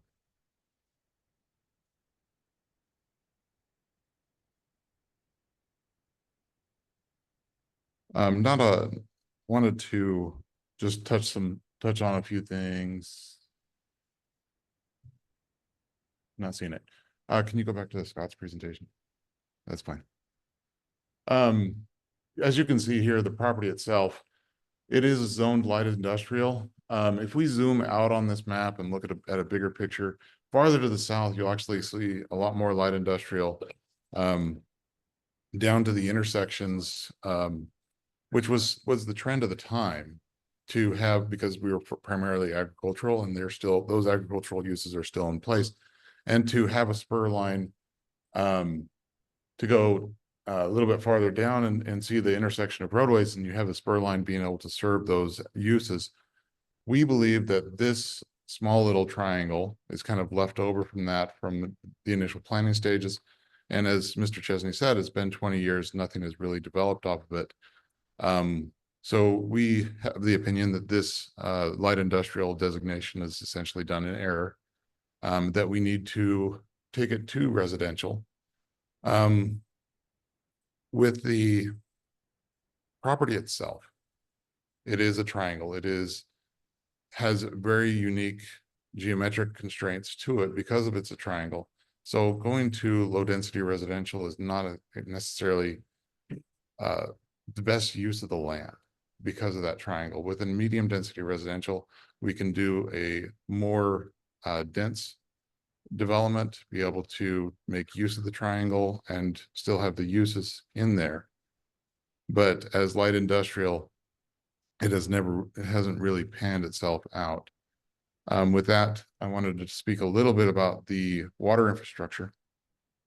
Yes, Spokane County Water District number 3 is on their, they're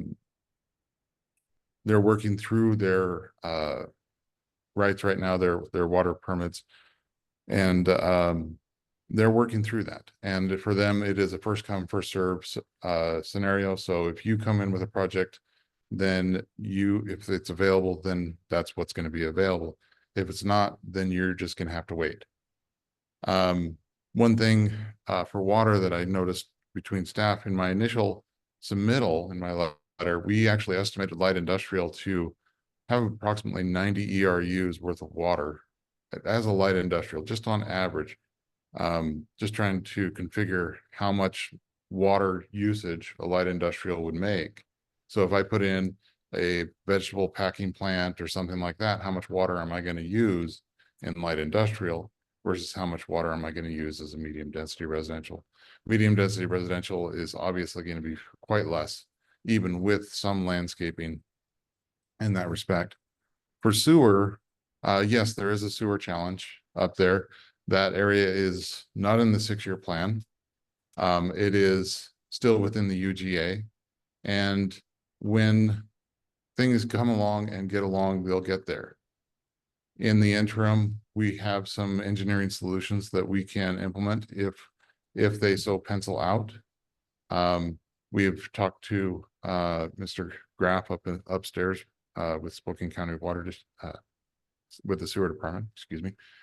And we've discussed those. And so when we get to the development stage, after we get out of this zoning stage, the comp plan amendment stage, and get to an actual development, then we would be able to have a real product, be able to size a sewer solution to be able to accommodate that and meet that requirement. So yes, there are some challenges, but that's something for down the road, and it's really customizing the end product with the sewer solution to be able to make both work. With that, I have a letter for you, which didn't have much more. I did address the previous comments, much like the county staff had addressed those comments before, and a small presentation. Those should be all in your packets. Any questions for me?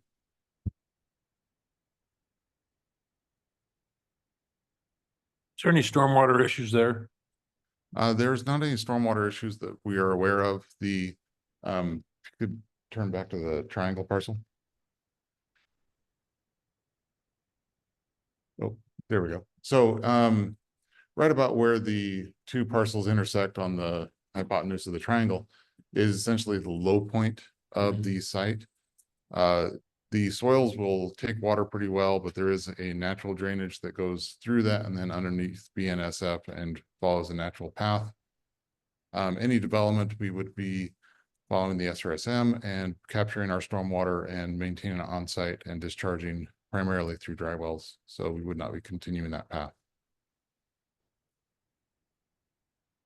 Site's undeveloped right now, isn't it? Site has always been undeveloped. Yeah.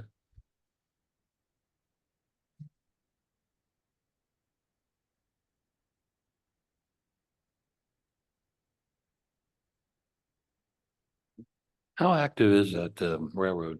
There's a lot of, you know, the frequency of? I don't know the frequency. I've heard kind of a variation of 18 to 30 trains per day.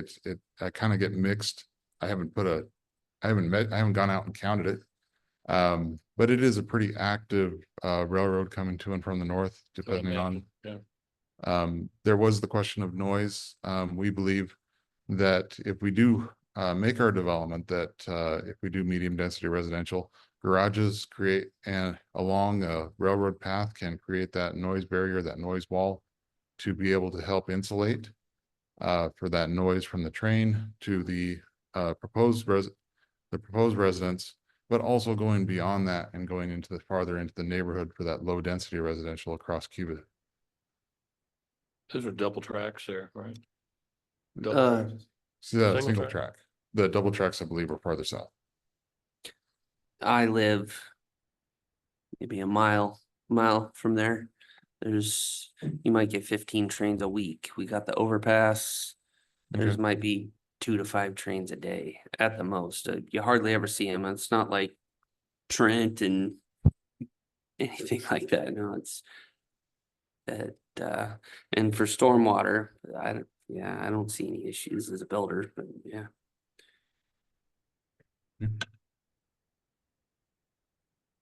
With that, I'd like to thank you for your time and request that you advance this forward so that we can get approved. Thank you. Thank you. Not that it's relevant at all, but triangular pieces of land are not uncommon historically along railroad tracks. I Right. mean, look at Cheney, so. Yeah. I'm sure we've got more than one. Mr. Chairman?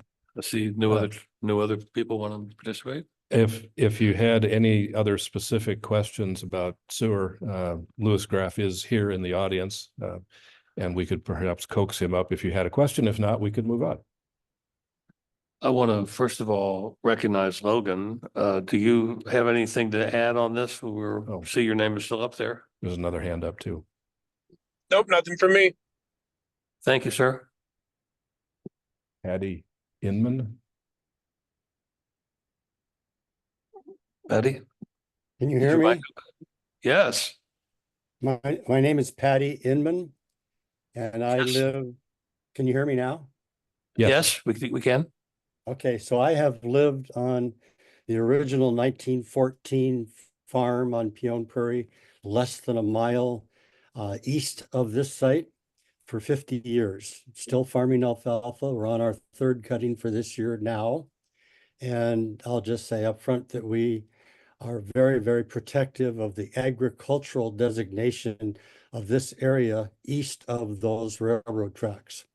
That said, I'm also very much in favor of making a zone change on this particular piece of property. It is problematic in the sense that you've noticed all over Spokane County, the illegal dumping. This site is almost impossible to keep clean. It's always filled with truckloads of trash and appliances and so on. So if the developer plans to put in homes there, that would be just absolutely wonderful too, because it is just an eyesore and a menace to the county. But my caution, of course, is that just less than, a block west of this site is a mobile home court, 2 of them that have multiple children, multiple school district buses for the Meade School District, and single family homes along there. And just to give you one example, a couple of years ago, a landscaping company managed to establish a huge operation east of that site. And I'm not even sure how they managed to get that permitted because it wasn't light industrial, it was agriculture. But they run probably 15 at least trucks a day up and down Farwell Road, right through that development, which is supposed to be 15 miles per hour, but is not. It's posted for local delivery only, and they run huge trucks, and that's not local delivery, that's a business. So I would just say that the caution is that if it's developed for homes, that at some point, the Spokane County Traffic Division, somebody takes control of the traffic on that road. There's supposed to be a speed limit, but there is no speed limit. And I've seen numerous instances of young children on their bicycles, even those little tri-bikes and out there and traffic going through there. The truck drivers for this landscape company have no awareness whatsoever of traffic going through there.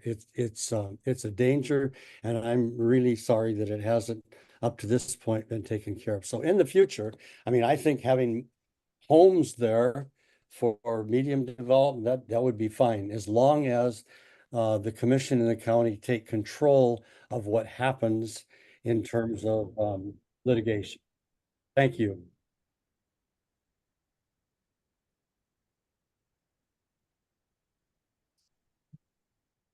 Anyone else? Let's move on. Commission wants to take a 5 or 10 minute break, that's okay too. We're kind of. What's the will of the commission? So order for 5 minutes. Mr. Chairman, this is the last of the 24 group of amendments. Amendment number 5, it is adjacent to, immediately north of the city of Spangle, between the old highway and the current 195. It is a request to go from rural traditional in that urban growth area to regional commercial, excuse me. We've made a note on this that is critical for moving this forward. And that's that this is a project that we will be recommending to you and the board that a development agreement accompany the comprehensive plan and zoning change because of the complications involved here. This site is not served by sewer water. Spangle is under a moratorium to provide additional sewer and water capacity as they study their own facilities independently, and then we'll work with them on the coordinated water system plan for the county-wide side of this.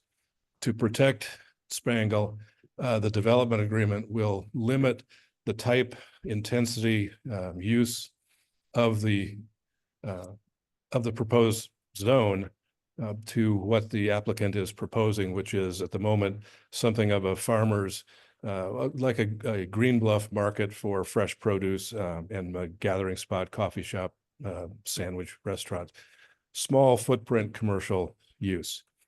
The other concern is in 26. If this is granted, while that western part of the parcel does touch Spangle, the eastern part is kind of left with a UGA island in the middle.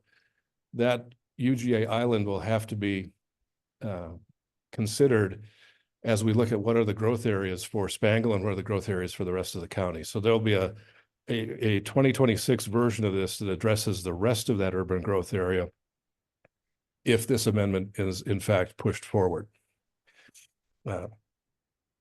You can see in our proximity analysis that virtually the entire city of Spangle is within short distance from the site, so it will be able to access different services, and the residents and nearby folks will have a new amenity in their community. With that, we're happy to take questions from you or from the public, testimony from the public.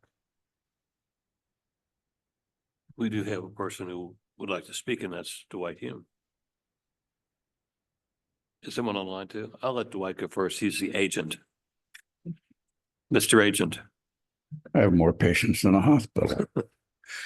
No. Okay, Dwight Hume. I'm here on behalf of the owners of the property, Mr. and Mrs. Bartell, who are also in attendance and will testify.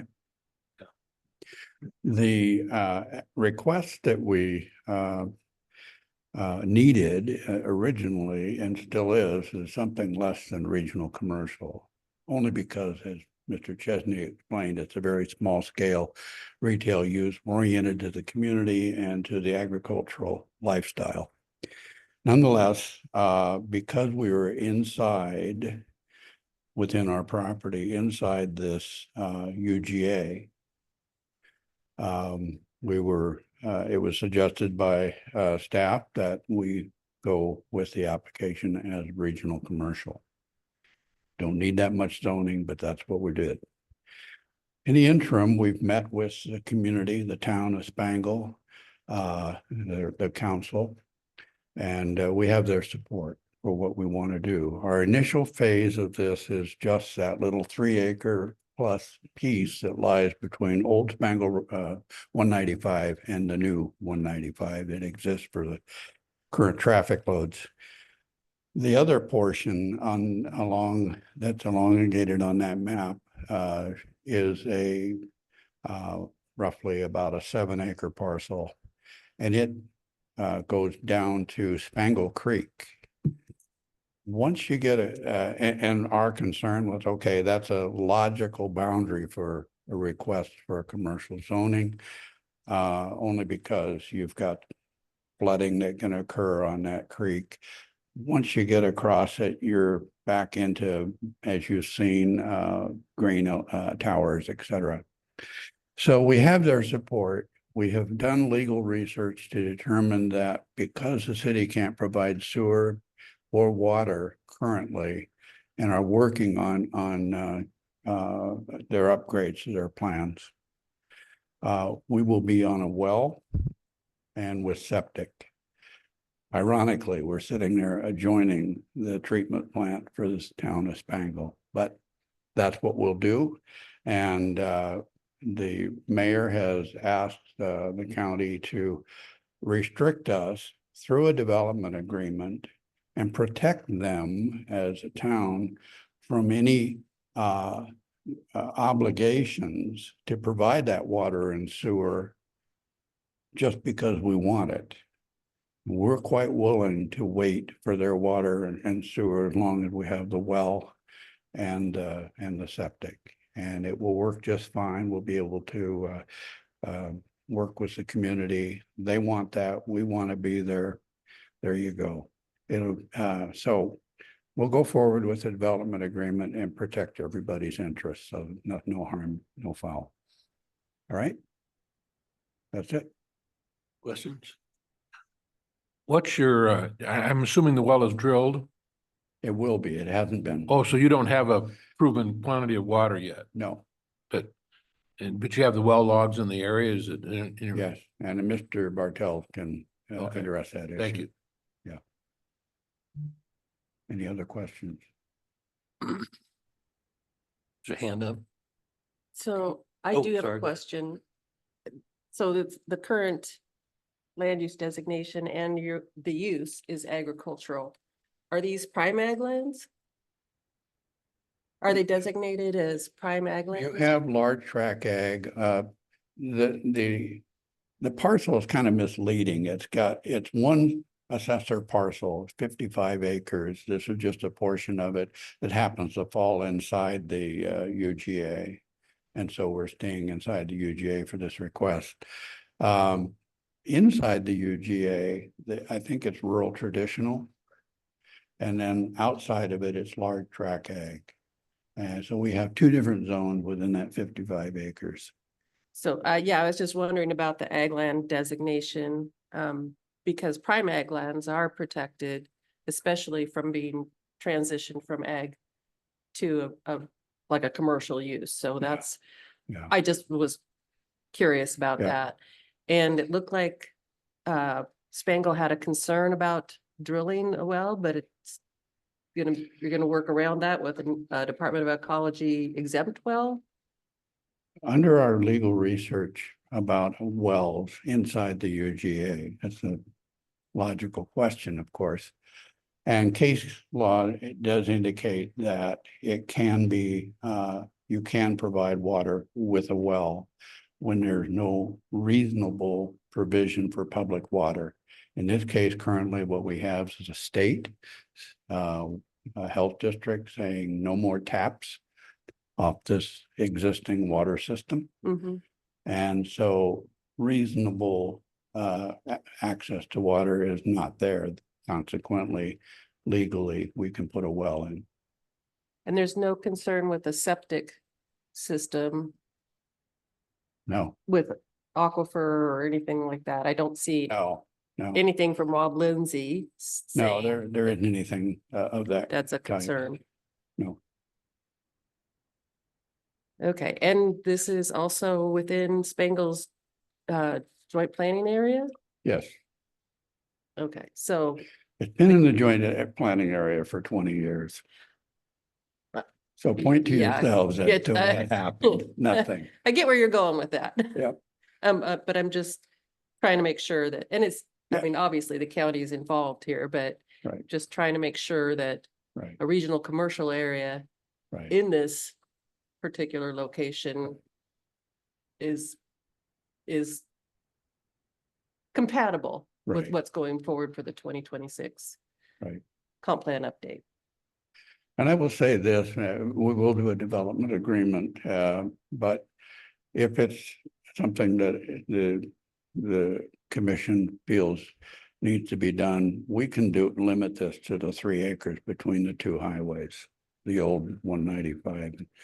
That strip of land that we own inside the UJ and arbitrarily put it down to the creek was triggered by our thoughts about the future, saying, well, what else could we put there?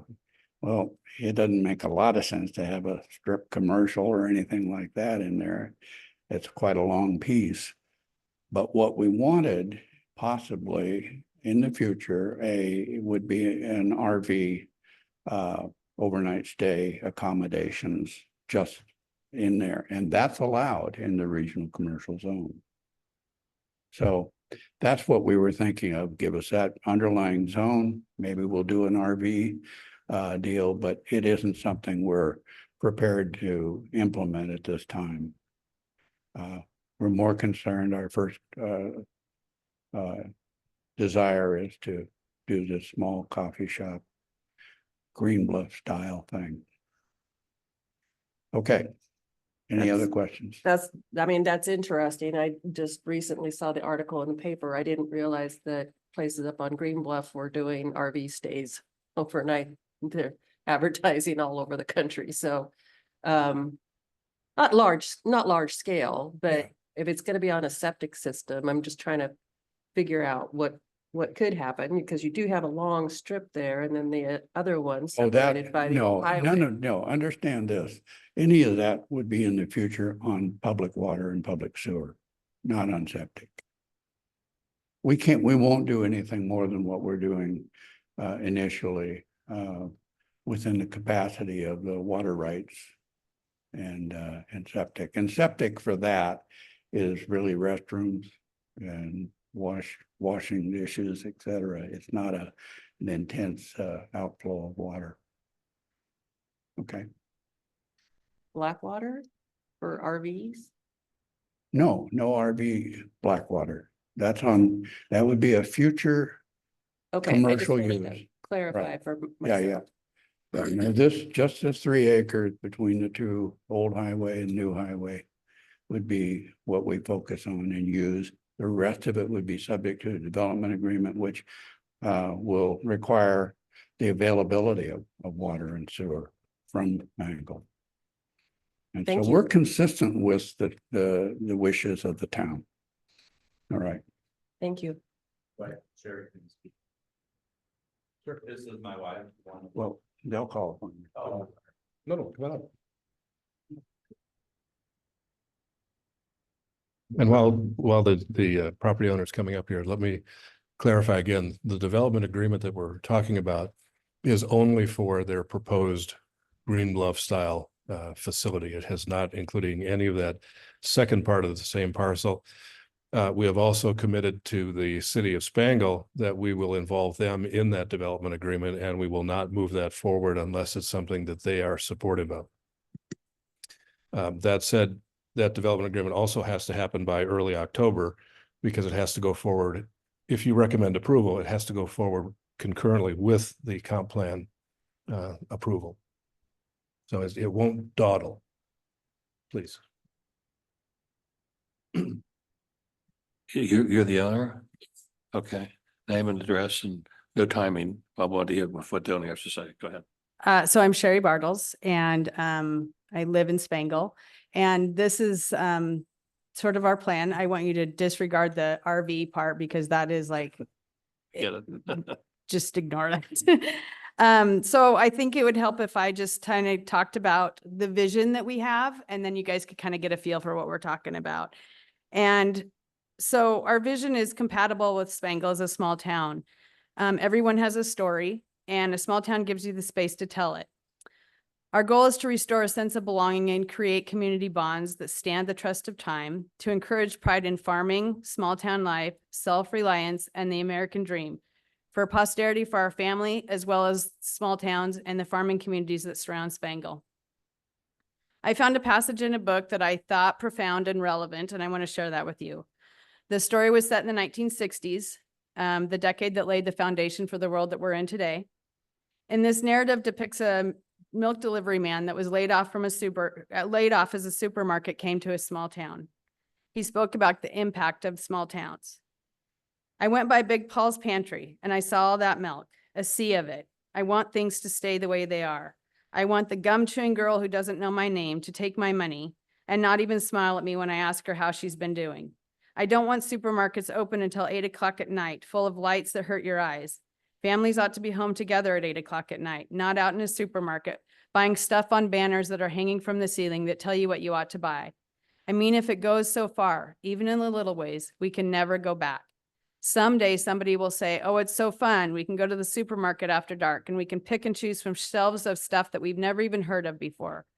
But whatever happened to those milkmen, those fellows that used to sell watermelon out of the back of their trucks, or that woman who sold fresh vegetables right out of her garden, or baked a pie from the apples she picked and smiled like the sun when you said good morning? Somebody will say, well, they sell all those things in the supermarket now and you don't have to go hither and yon to buy what you need. It's all under one roof. But why don't they do that with everything? Just put a whole town of stores under one roof so rain won't fall on you and you won't ever have to get cold. You'll have stores, you'll have roads, you'll have houses, but you won't have a town. Towns are more than houses. Small towns need community.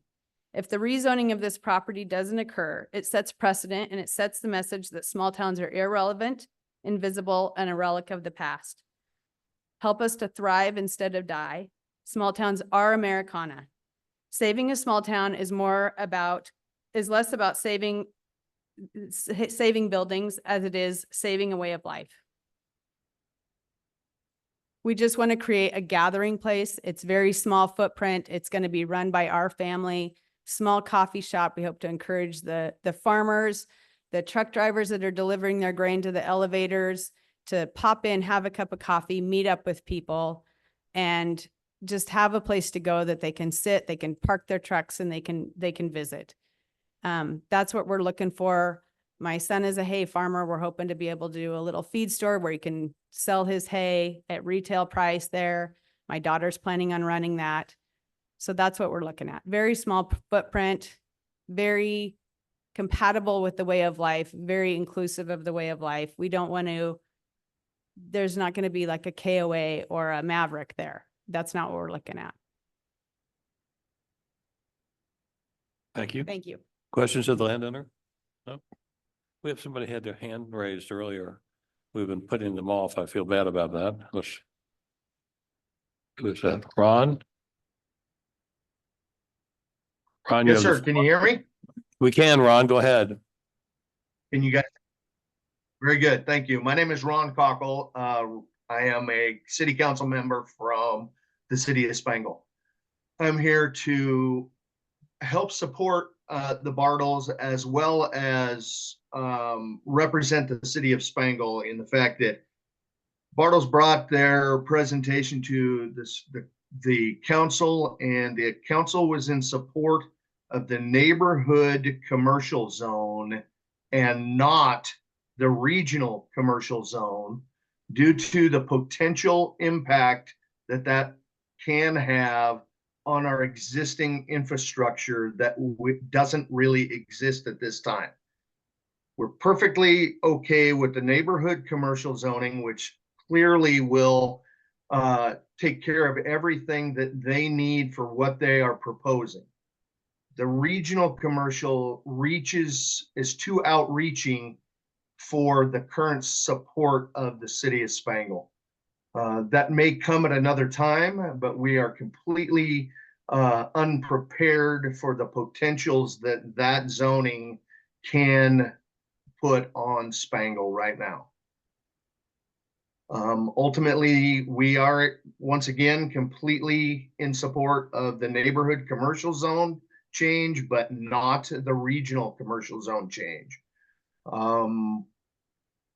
I think that covers it for the city of Spangle. Also, my wife, Marcy Cockle, has submitted 2 letters of comment that were not posted on your website, so we're not sure as to how available those have been made.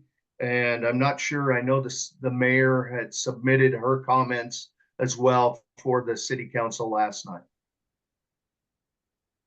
And I thank you very much for your time. Thank you, sir. Mr. Chairman, in view of what the city has been talking about, our communications with them have led us to the development agreement proposal, which limits the scope of what can be proposed to essentially what has been described today. The rest of the zoning, if the commission felt it compelling to move to a different kind of zoning, we would take that and consider it. It will take this project out of this year's cycle and probably, or not probably, that would not be able to happen until 2026 at the earliest. So our position is, and by the way, from a perspective of the county and the county comprehensive plan, we're going to have a much more strong emphasis on helping our small towns and cities remain vibrant. When I look at the current 2001 plan, most of the smaller places around the county are all but ignored. We want to support them from the county's perspective as vibrant places for people to live and to move and to keep them as great places. So that the use that's being proposed today is a wonderful addition to Spangle. We'd love to see that kind of enthusiasm in Fairfield and Waverly and other places in the county. And we'll be working with those places as we do this plan to say, how can we help you provide for this kind of growth? But to the councilman's question, we believe that the development agreement, and in conversations with their clerk, they seem to agree that the development agreement can be effectively a set of guardrails around what is being proposed from zoning versus what's being proposed for the actual use. The city naturally reacted to our analysis because, as the council member noted, at least indirectly, regional commercial allows for a very wide variety of uses, including multifamily housing. And so again, our SEPA analysis has to look at what is the maximum impact of this legal change. And that led it to, yeah, you could build 400 units of housing here. That's not what's proposed, but if, just as before, if the entitlement of the zoning and comprehensive plan is granted, and this landowner were to sell the land, that entitlement would be wide open. The development agreement, on the other hand, would limit it to what's being proposed, and that development agreement would travel with the land. So we're comfortable with that approach, which keeps this on track for a 2024 action. And then to address the water and sewer, Spokane County Planning and our legal team have created a 9-step flowchart for issues very much like this. If it's in a UGA, because typically in a UGA, sewer is just not allowed, yeah, or septic rather is not allowed. We've gone through all of the statutory requirements and benchmarks, and if you hit a certain point where municipal water is literally unavailable and physically unavailable, you can use this septic system. And in this case, we'll also have the caveat that when urban services are able to be provided by Spangle, the property will have to hook up. Thank you. Any other hands? What's the population of Spangle? Does anybody know? 277. I don't recall off the top of my head. Wow. Yeah.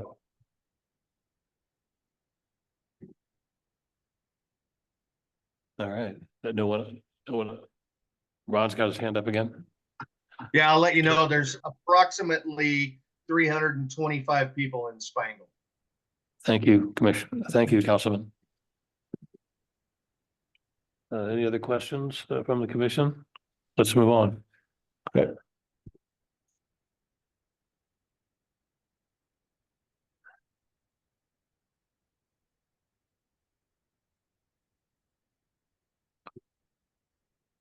Ron, a little help. Oh. We went past it. Oh, I'm sorry, we didn't. Our slides, our presentation did include CPA 222, which we announced earlier is being taken off the agenda due to the inability to complete a SEPA mitigation that is acceptable to the property owner. This will be a great opportunity, by the way, to come back in 26 with that property owner and others to have that more comprehensive look of what's happening to the lands on the south side of I-90 and link that back to the city's neighborhood and try to really not think of that as an emerging group of neighborhoods in and of itself. So this project may be off the table for 24, but I would suggest that it'll be a key element of what we're looking at for planning out there in 2026. That said, this is one that also carried over from last year. You've seen it several times. There are no changes to the proposed project. There have been a number of comments that have come forward to this commission here in 24. We've received them. We've addressed, I think, all of them. They're posted, but we are here to open it as a public hearing again. Nothing that we have seen has changed the staff opinion on impacts. Therefore, the SEPA determination still stands. And so there's no change in our position moving this project forward. The applicant is here and would like to address you.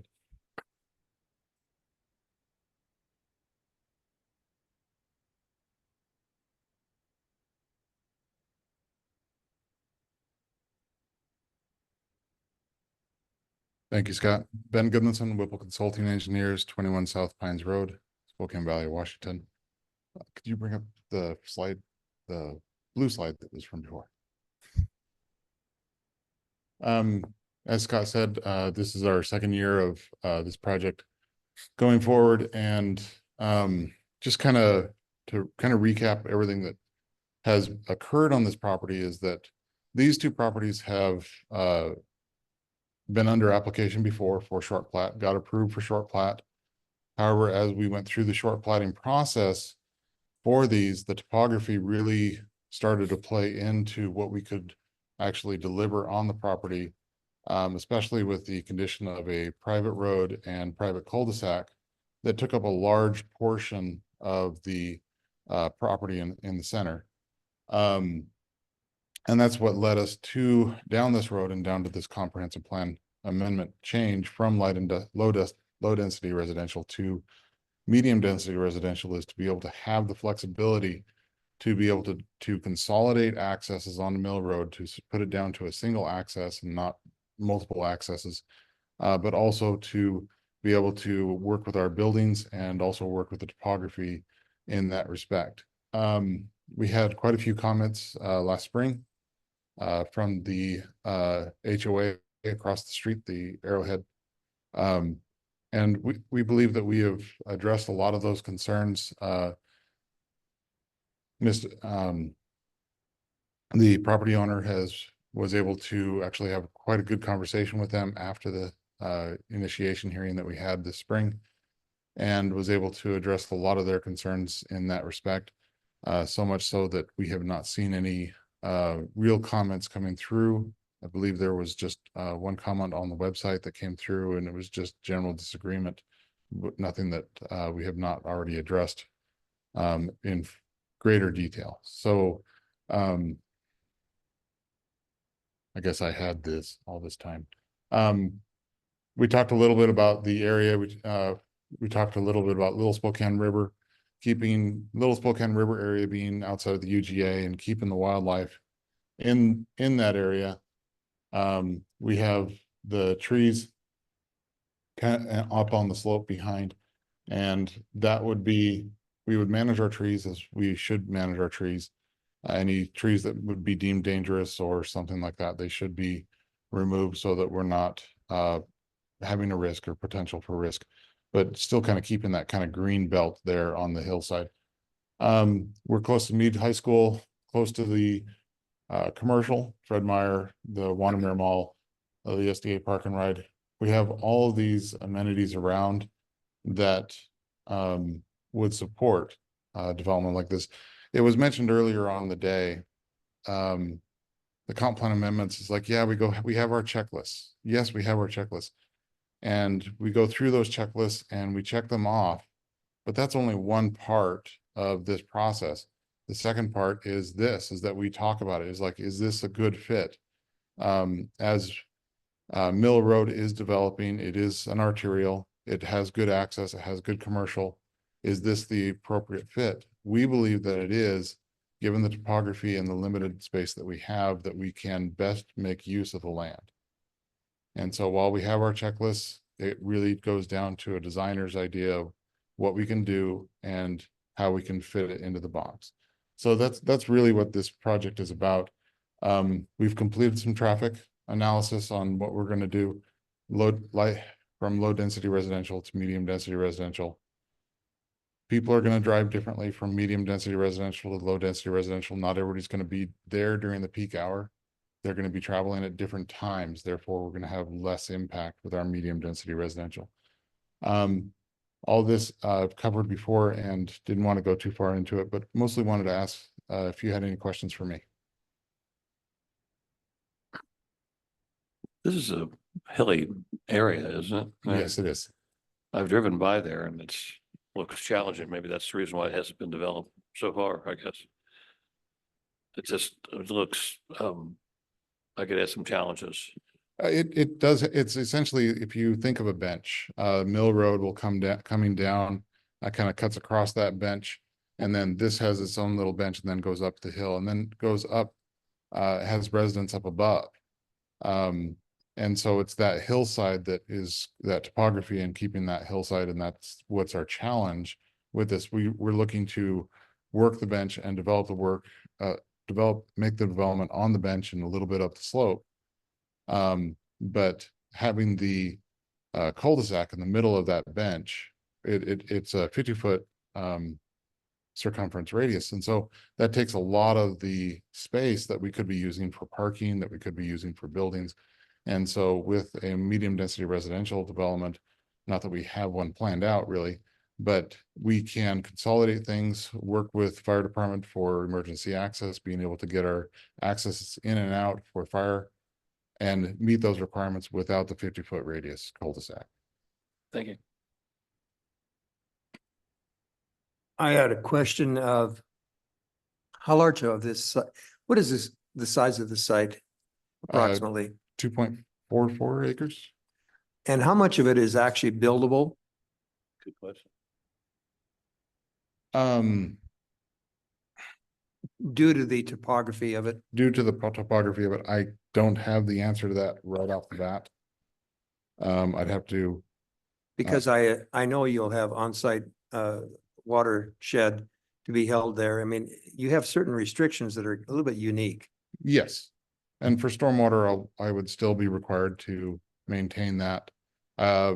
With most of our developments, when we're on a hillside like this, we'll actually put in a kind of cutoff drain or a cutoff ditch for that hillside so that we're not flowing through the site.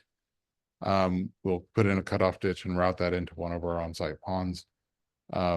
But how much water runoff we get onto a hillside really depends upon what kind of vegetation is on that hillside. But you have some unique restrictions due to the topography is what I'm. Yes. It just isn't a 2.8 acre site that you can develop. No, it's not. And even in the short plats, we were essentially leaving the hillside mostly alone, and working everything on that bench because it's just it's a question of accessibility. But you don't know how many square feet, I mean, in Not comparison. not off the top of my head, I don't know because I don't have an actual development plan yet. We're still in the early stages. There are a couple apartment complexes right up before that piece of property that's up against the hill as well too. They are. So that Um, hillside would have to like almost, it probably catches some of that and a lot of stormwater that's there already, correct? Or, Yeah, the apartments that you're referring to that are farther south, that bench is actually a lot wider than what we're working with. And so, we have our plateaus, we have the development up above us, and their stormwater is already being captured on the street. So we're not really receiving a whole lot coming down the hill, mostly just what falls on the hill is what we will be receiving. And then we have our bench, and which we'll be able to capture and discharge. And then currently it all kind of flows down and goes into Mill Road proper and just goes down the gutter. With the development, we would be capturing, intercepting that, and essentially reducing that existing flow.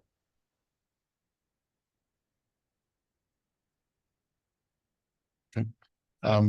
I have the developers here, and I believe he wanted to speak to you as well. So Mr. Wilkes, That is Mr. Wilkes. Mr. Tom Wilkes. Welcome. Thank you. Tom Wilkes, Gallatin 20 is my company, also Brightech Construction. I am at 9708 North Nevada.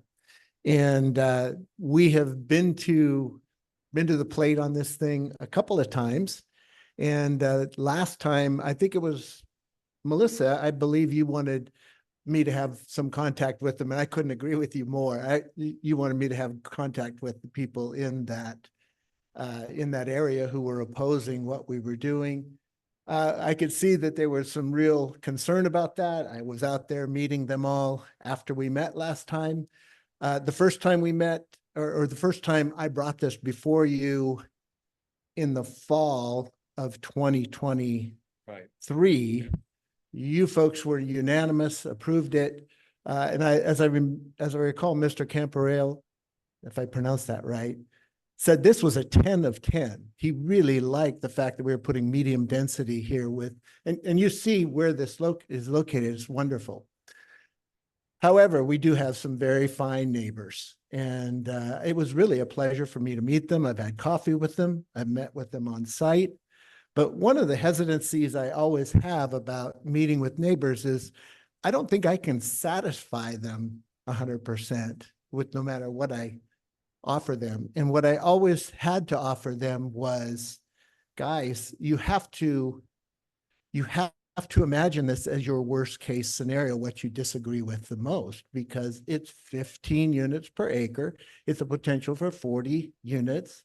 And it could be modern. It could be, modern building, which some of them opposed. And it could be what I've built. I have a Kalispell development that they could go to my website and see. They could go out Hatch Road and look at my homes and they could see what I built. But I have to be straight with anybody concerned or has any thought about this.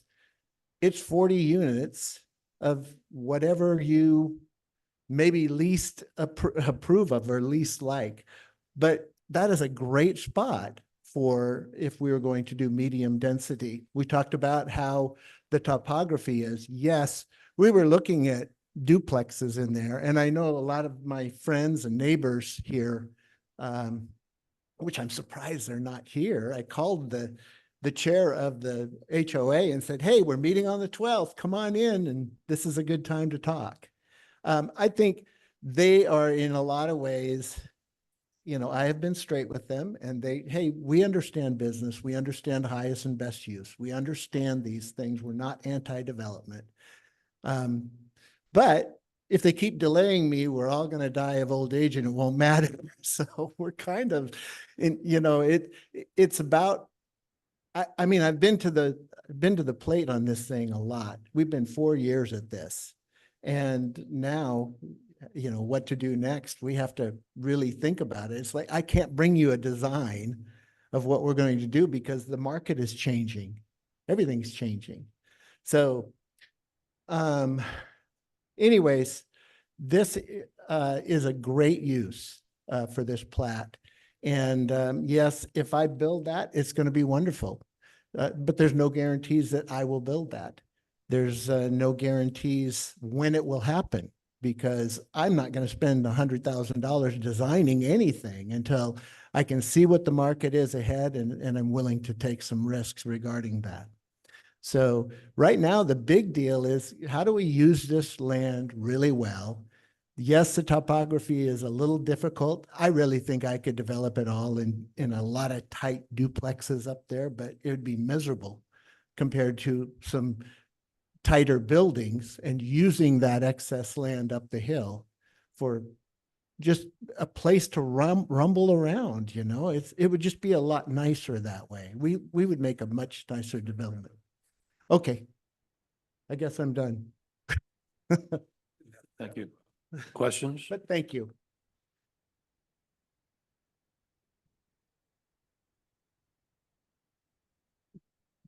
Hands raised. Questions from the commission? Going once? Scott? As I said, there's nothing that has changed the planning department's opinion on this. When this comes before you on the 26th, the requested motion will be to affirm your decision of 2023. Okay, next.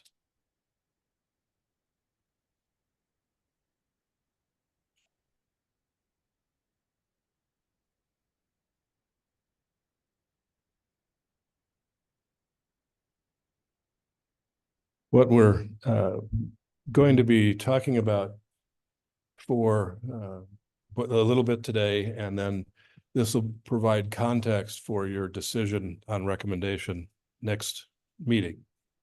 And Melissa mentioned this earlier. Cumulative impacts are an important part of GMA for your considerations, so that as you make a decision on these disparate, separate comprehensive plan amendments, you're understanding what that cumulative impact is for the community. And we generally measure that in levels of service and how does that affect our infrastructure and our costs. So you can see some of those criteria here. And the basic conclusion, and the more detailed spreadsheet analyses and things are in the staff report as well. We left that off the screen because it's hard to read. But the bottom line is, adoption of these amendments to the 2020 plan will not result in any degradation to the levels of service below minimum standards. That is the benchmark we must observe. If we saw that any one of these, for example, Spangle, if that was really going to be 400 units of multifamily residential, there's no way that Spangle or the county has the ability to serve that at this point, and we would not be able to support that before you. So what we're saying is, what we have seen and analyzed, our current infrastructure can in fact support without degrading that level of service. If it can't do that, the project has to shrink, or we have to find a way of buying more infrastructure and services. So any questions about how that works? And this will be a summary statement for next week. You don't have to vote on the concurrency analysis. It's a benchmark to give you knowledge and guidance as you vote for the amendments themselves as they go through. Scott, help me out to be clarified so I can be a better participant as a commissioner. On all these conditional uses that we've been looking at here or hearing here today, are we going to vote on each one of them as an individual? Or are we going to do it as a complete package? Or what are you, and are we gonna have more information on some of these that we've requested? What is the game plan? How is the football game gonna be played? There will be additional information as we assess and analyze some of the comments that were made today, especially if we see and hear things that are different, bringing a unique perspective. We'll address that before we bring these back on the 26th. While the board must address them as a group, we will be asking you to vote on these individually. We do that because, as you've seen in the past, there may be times when the Planning Commission does not want to send something forward and wants to send 4 others ahead. And so you vote accordingly. When the board gets that recommendation, if they agree with your recommendation, they can simply act on that as one motion.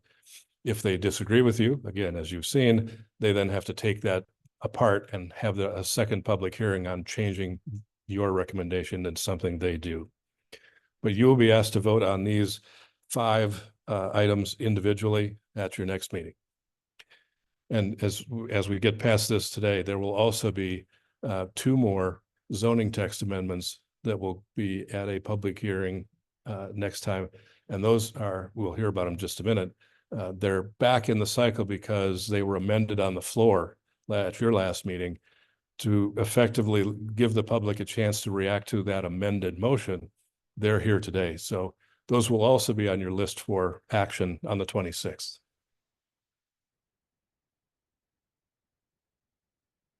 I don't know if this is the right time for my question, but there is of action. We started 2, 3, 4 months ago in regards to the Tower Blossom Nursery, I don't know what they call it, up on the old Palouse Highway, and all at once it just disappeared. And have we taken action, or is that, I'm just trying to understand what we're playing. No, that is still in process.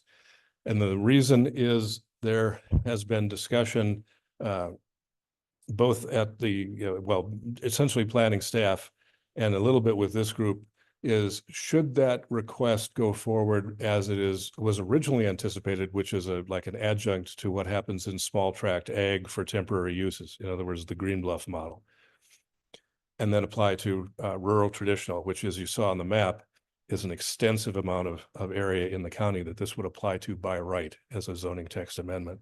The alternate is, should it be a conditional use permit that's attached to a specific piece of property with a specific set of uses that could be customized to both the needs and the location.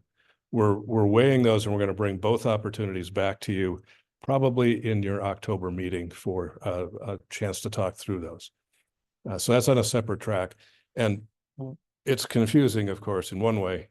The comprehensive plan amendments can only be acted on once a year. They must be acted on in a single motion by you and by the board. Zoning text amendments are divorced from that cycle. They can be addressed at any point that you find convenient. Can I ask, and I follow up on this subject and I'll stop. Is the applicant aware of what is happening and have they had to stop business until they can move forward? I mean, I'm just trying to understand. The applicant is aware of of exploring the conditional use permit as opposed to the original request, yes. As far as I know, they have not stopped their business. We operate our code compliance on a complaint basis, and unless we had a complaint against them, there's no reason for us to go looking for properties that are not in compliance.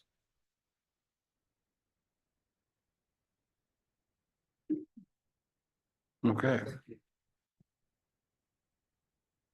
So, Next? What's next? What's next? There's always a next. There's always a next. Here's where we stand. We're as we always are this time of year. We're finally kind of at the bottom of our calendar. We will be bringing those back for you on the 26th, and then we have them scheduled for November 12th for the board's consideration. And November 12th is an important date. It is their last meeting of November. They take the following 2 weeks off. When they come back in December, their sole focus is the budget. And so our goal is to get this ahead of that budget, because if we miss those dates, we run the risk of not being able to do this in calendar year 24, and then all of those requests are essentially dormant.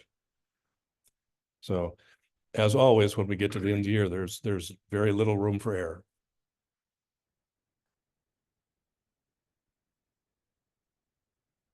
Oh, can you switch slideshows, please? And again, thanks to Ron and Susan for driving today.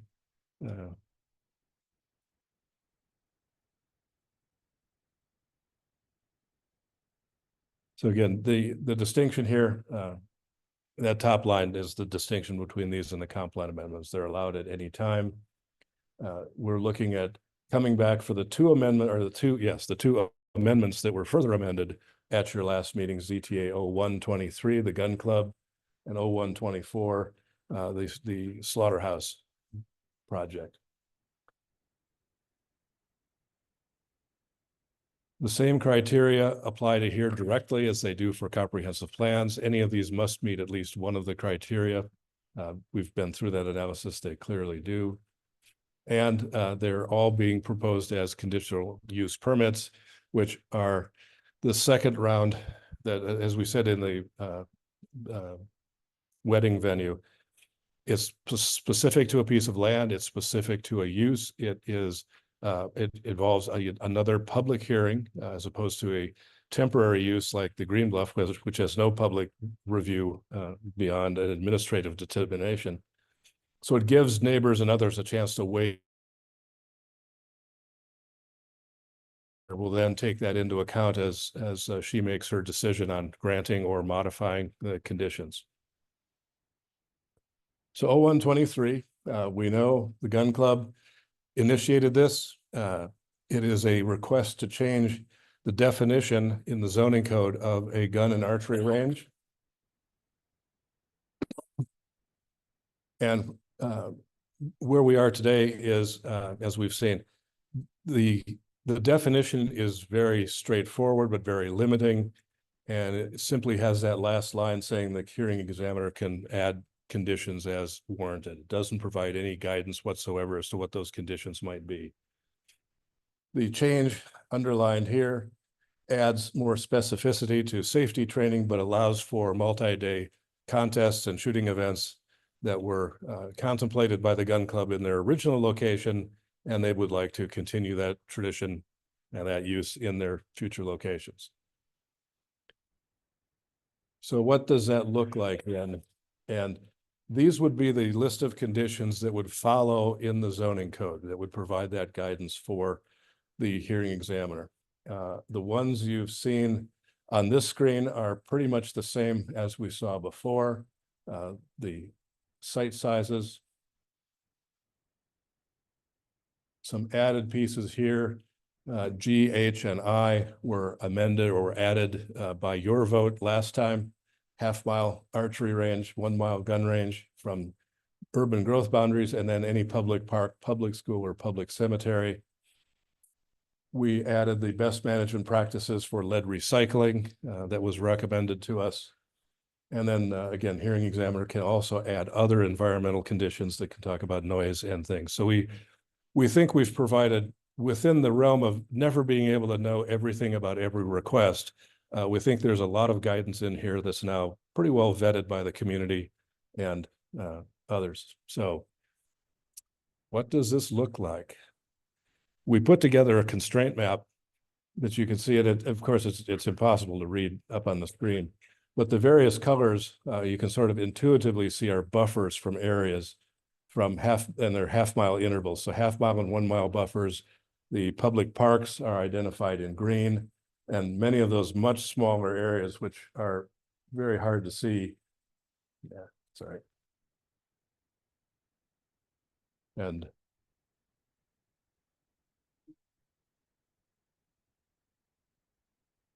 anyway, those very small areas are, for the most part, cemeteries and other things. So what this shows is the first cut at what would be available lands that would satisfy the criteria that have been recommended in the zoning code.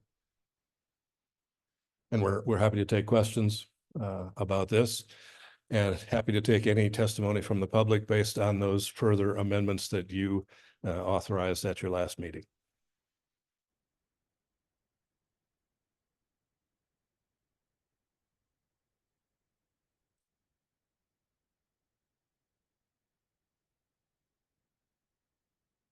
Seeing none. Hearing none. On to ZTA 0124. As you know, this was also a constituent-driven amendment through our commissioners. Dwight Hume wanted to speak on 123. Did you still want to speak? Oh, I'm sorry. No, you do or not? Okay, sorry, I saw this looking here and I almost forgot you, but Right. say by On the DTO 123, that, as you know, I've been representing the gun club on this, and we have concerns about the friendly amendments that were made, the half mile, 1 mile, both by Airway Heights and picked up by the Planning Commission and thrown into the recommendations as you've seen before you. The reason is there's no particular explanation of what a mile is or what a half a mile is. Secondly, archery ranges don't make noise. There's no reason to set them back a distance from a populous area. So I would hope that we can reconsider the impact that those create. For example, just when we discovered through all the different actions and court actions and so on that our West Plains area that was not suitable, 400 acres and so on, but it still wasn't suitable. That's the one out at Medical Lake that keeps generating attendance from folks thinking we're going to go back there after we do this. But in the interim, we did find a site. It's 160 acres. It's at the southeast quadrant of Dino and Rambo, not too far from your weather station, okay? And next to it is a marijuana farm, growing farm. Tree covered, it's sand, it had different variable terrain in it. It was very suitable to incorporate our activities in a very insulated way. We ran out of time. We were doing the amendment because the membership of the gun club said, hey, get this thing changed on the zoning code before we move forward and close on this property. Consequently, the property was let go. It was a conditional purchase, and it's still available. But along comes this map. We zoom in on that particular piece. What was once 160 acres of very usable ground is probably about 15. The color code of this map consumed it. And that's ironically the problem, is that when you, and this wasn't just what you did for saying half a mile from schools, et cetera. It was Airway Heights is just within that area. And it was Heather's recommendation, which you picked up and said, hey, let's go with that. But it just doesn't work that way. I've got a letter from the realtor that the gun club has retained over the years. And he's had a very difficult time finding sites that are suitable. And now that we've added this buffer zone, it's even more problematic. And so the question becomes, what's significant about 1 mile?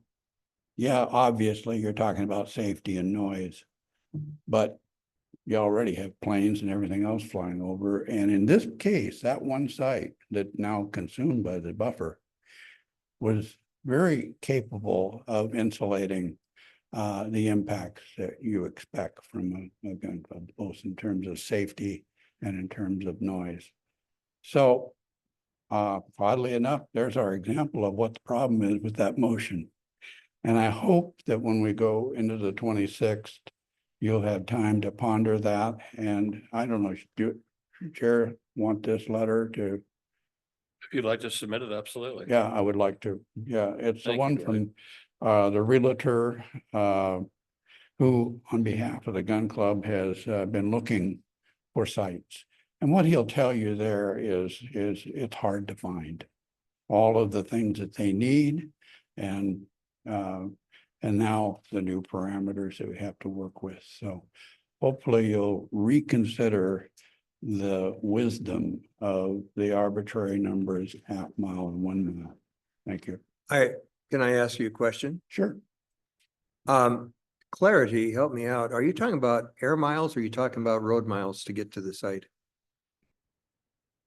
When you say 1 mile, Oh, well, at your last meeting, and you were here, the motion was made and supported by the planning commission for the letter from Airway Heights that said that there should be a 1 mile, I think it's a horizontal distance from the city limits or the urban growth area boundary out 1 more mile. Don't come into that zone, that area with your gun club.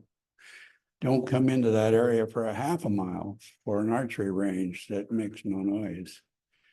And so that's the kind of thing that then was picked up on and said, okay, let's use that as, and it's in your motion, modified actions that show that we've got to be half a mile from a cemetery for archery ranges, a mile from a cemetery or a school, et cetera. So it's a horizontal distance, the way I interpret it. that's what I was asking. What's the determination? Sorry, I didn't mean to go off on a tangent there. I know you got Christmas shopping to do. Mr. Chairman, the map that we drew is a very quick, simple map, and it simply uses that exact 1 mile radius from a known property line, whether it's a municipal boundary or the property line of a cemetery. It is entirely within this group's purview to modify that or suggest a different way to do that. The only challenge is if we modify it again, we will simply modify that and pull it back for a future public hearing next time. Okay. Anything else? I don't have any more comments. So you're saying like a 1 mile is one size doesn't fit all, is what you're saying? Each site might be a little unique and probably deserves a little more focus, I guess. Yes. You have the motions amendments that were made by the planning commission. I know you weren't here last time. I was not here. And so instead of the staff recommendation, it was added in that gun ranges had to be 1 mile away from city limits. Yeah. Archery ranges a half a mile. And then it added another amendment that said you have to be gun ranges a mile away from cemeteries and schools. And then so it begged the question, what's so important about a mile? And then I wanted to show you that one of the best sites we've come across just got swallowed by that kind of an emotion. Emotion? No, motion. Are you formally asking for a change? Is a request or change? Yes, I'm asking the planning commission. I didn't understand your whole question, Oh, I guess. okay. The question is why a mile? Where's the wisdom for that? And if you're just pointing, and I think that's what happened, hey, that was a great idea. Airway Heights said 1.5 miles for those two types of uses. And it got evolved into the motions that are there. And I'm just saying, having given some further thought on the issue, it just doesn't, there's no wisdom to it. It's an arbitrary number. And then ironically, as I pointed out, it swallowed up a great 160 acre usable site, which I have no doubt the hearing examiner could work with and mitigate. If I can add some facts to that, and I'll disclose again that I have worked with the gun club to try to find them a site. It isn't just, let me explain the site that Dwight's talking about. It's sand, it's treed, it's very cheap to shape to create sound buffers. 90% of that 160 acres was gobbled up by the 1 mile exclusion. That option was allowed to expire because we couldn't go forward. We went out and we started looking, and Zillow has all the properties that are for sale. And we went through Zillow and we found another site. Well, guess what? It's within a mile of Spangle. Yeah. And so, I mean, the problem is, where do we cite a gun club? And I mean, we got to figure that out. I mean, Second Amendment, we just have to take care of that. And how do we do that? So I think we ought to relook at it then. If it's something that can work and be of a safe area, and we can have some sound buffers in trying to accommodate the gun club and all of its surrounding neighbors, I think that's something that we should take a relook at. Mr. Hume, are you prepared to suggest a different buffer size? I would suggest no buffer. You're kidding. I'm not. I have all the confidence in the world, and I've said this in my other testimonies, as a hearing examiner, or let me restate that, as a conditional use permit, you bring to the table the reality of the site. When you standardize it into a zoning code, it becomes universal, no matter what. And as I just pointed out about the site at Dino and Rambo, that thing just got swallowed up by that arbitrary number. I don't think you need any kind of a setback issue for archery ranges. It seems that was all about, I don't know, noise and safety. And so stay away from our municipal boundary. I think that's where Airway Heights was coming from. But because the two types of activity, archery versus gun range, are in the same line item in the zoning code, it got included.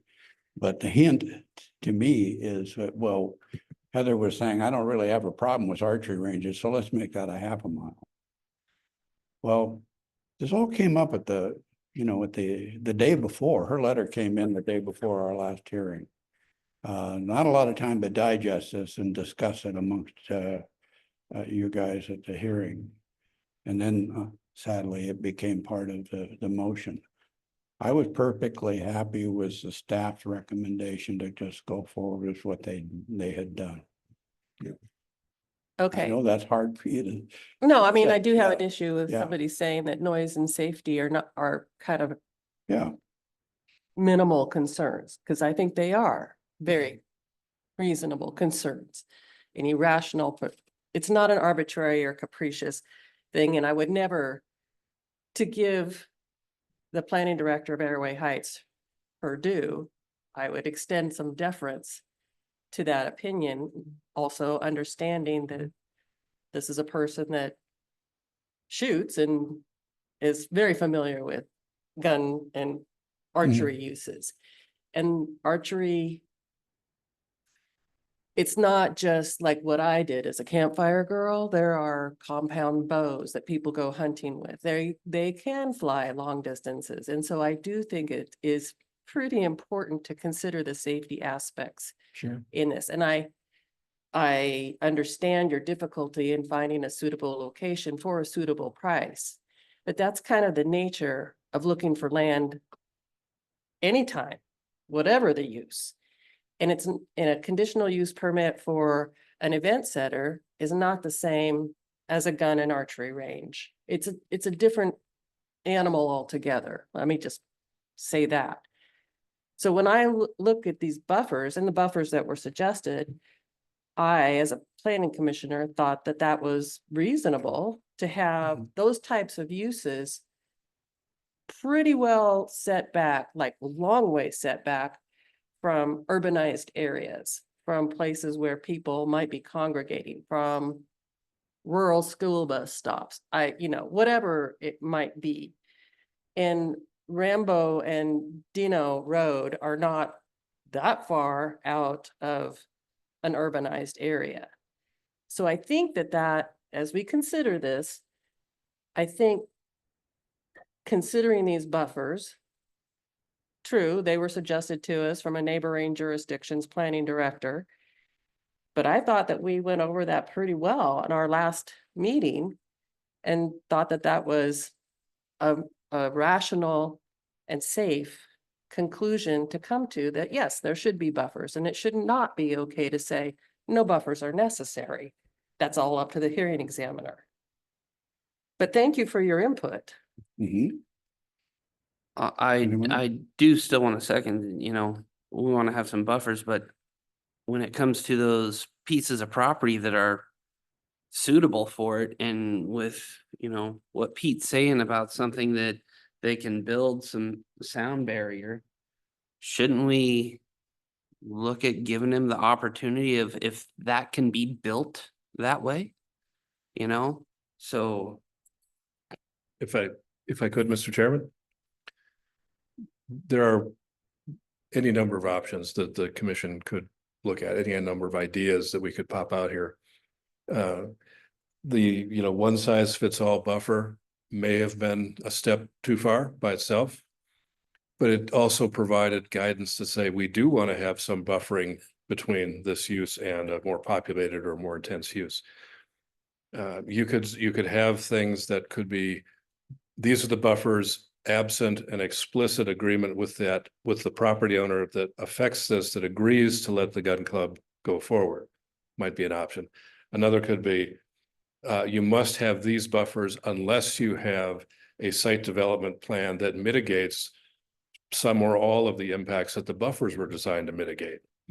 So there are ways of adding conditions or adding options to this that you could keep the broad buffers and let, perhaps this property could if Pete's description is accurate, could site plan itself to have the same effective mitigations as a distance buffer. In other words, a physical buffer of some kind, it's a distance buffer.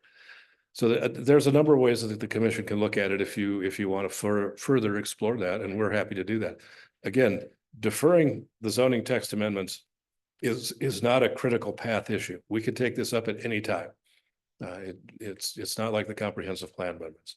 So if you would like us to come up with some more options, we're happy to do that and bring that back for your consideration on the 26th and see if you're ready to move forward.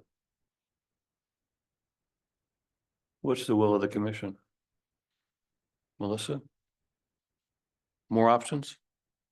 Personally, yes, I would like to entertain more options, and I appreciate the offer to have staff look at other ways to look at this. I'm not sure one size fits all either. I mean, it seems a little too simplistic because every piece of property is unique in its own right. I mean, I'm in real estate, I get it. But options would be great. I would agree with that approach. It's bad the maker of that recommendation was not here this afternoon to hear what we're just saying, because it's very important that we cannot just make one situation fit all. And it is that we have to look into both sides of this, and it's very important that we all participate. I'd like to see more options, and this is not the only place in the zoning code where it is a one size fits all. Alcohol sales, different types of uses do not belong like around schools or around churches. We do have limits that are one size fits all. And I'm not trying to say these are equivalent. I'm just saying it would be great to have some different options to look at and say, if this, but for that, then we could have some other things to think about.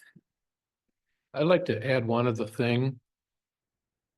The original gun club site that was approved by the hearing examiner conditioned approval on a significant, expensive 35-foot tall berm that was landscaped.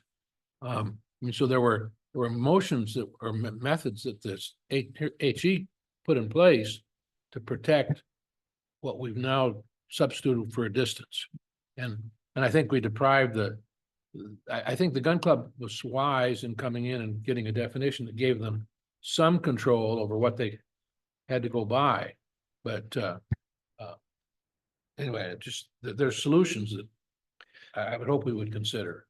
Mr. Chairman, this is not an action item before you today, so we're not asking you to make a decision or make an amendment of any kind.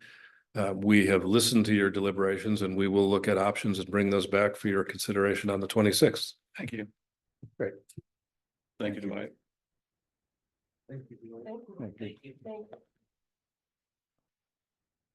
All right. Staff report would be next, unless we've left anything off. We want to hear from you even longer, Scott. Yes, yes. However, we do have lunch available. If you'd like to, and if you'd consider a maybe 20-minute or 30-minute break, we've got lunch available outside. You can pick it up and we can reconvene. We do have a couple more items, and maybe a half hour at most after that. In the staff report? Little bit today. Okay, Good stuff all, but no doubt. oh, we think so. So let's just adjourn for what? Half an hour. Half an hour? Is that okay? Or is that, what's everybody's time? Done at 12:15. What's there? We can do that if you'd like to start and 12:22. come back here and meet and eat. Let's have a Yes. brief lunch and be back as soon as possible. Okay, try for let's- 12:15. Yeah, let's try some. Gavel, so you lead to the lead. 12:21. There you go. Meat processing or the USDA slaughterhouse model. There were some suggestions that came in from the Department of Fish and Wildlife just before the last meeting. And we incorporated those to the degree we can here. You can see, again, this is from before, the origin of the slaughterhouse. The idea that would be a conditional use in both the large and small tract ag sections, the zones rather, and rural traditional. And the criteria, this first page you've seen before. The second page, F and G and I are largely suggestions from the State Department of Fish and Wildlife. We've added that in. And then the remaining ones that you've seen, including the prohibition against feedlots. So what we've done is simply reflect those changes from the state. They seemed agreeable to us, and we're putting them here for any public testimony and your comment. And I can go back to those. If you've had any thoughts on those, or if you're ready to take this forward. So most of the new ones are on this slide. New criteria, I should say, or suggested criteria. From our perspective, they do provide some guidance, but they don't seem to have a negative effect on what the original intent was, just to have this small scale meat processing to be able to sell at retail. It looks like we're affecting the state's regulations in a way that will provide guidance for a hearing examiner to make a decision. So staff generally supports the amendment that is before you.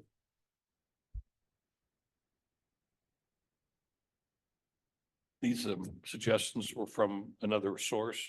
State Department of Fish and Wildlife. Well, they're pretty specific. So are you making a recommendation of What? Except, I mean, I'm trying to understand what you're doing. I don't understand. I'm simple. These criteria that were suggested by the state seem reasonable to us, so we included them in the amendment for your consideration.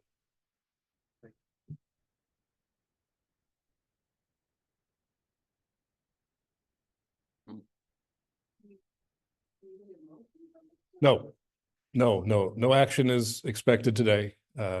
Again, because we made amendments, we wanted to bring it back for a public hearing, so that public hearing will happen next time. Today is simply a workshop. You know,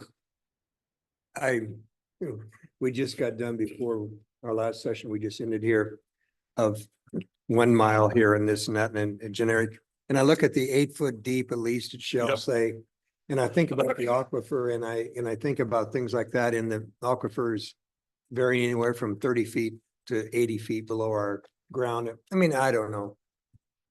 I just picked up on that. Carcass shall be at least 8 feet deep. Well, I got a backhoe, I'll dig it 18 feet deep. I mean, I don't know. Let's not get in too far into the weeds. Any conditional use request will be examined by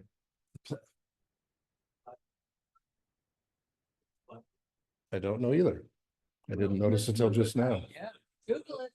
Google it. When a request come in addition to these criteria, we look at the site as a whole. So we'll look at critical areas, we will look at critical aquifer recharge areas.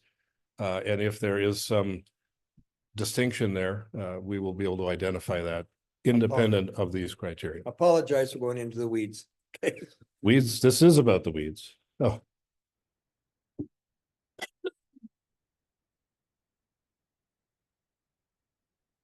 There we go. Brightly colored flags.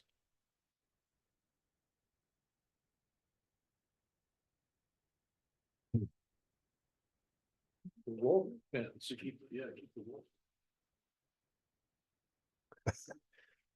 Well, we learned something new today. Sharp eyes from our chairman. Flattery. Oh my gosh.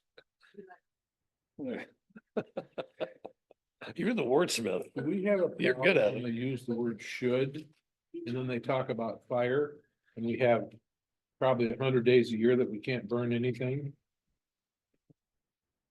I'm not quite following you, Pete. All the Oh, carcasses should be rendered or burned in the appropriate and safe manner. That's probably like consideration. So you either gotta bury them or burn them. I'm sorry. Or render, don't we still? Yeah, have that's a render? pit. If they have a pit, you have to be 8 feet deep. Lord help us if it's 7 feet deep.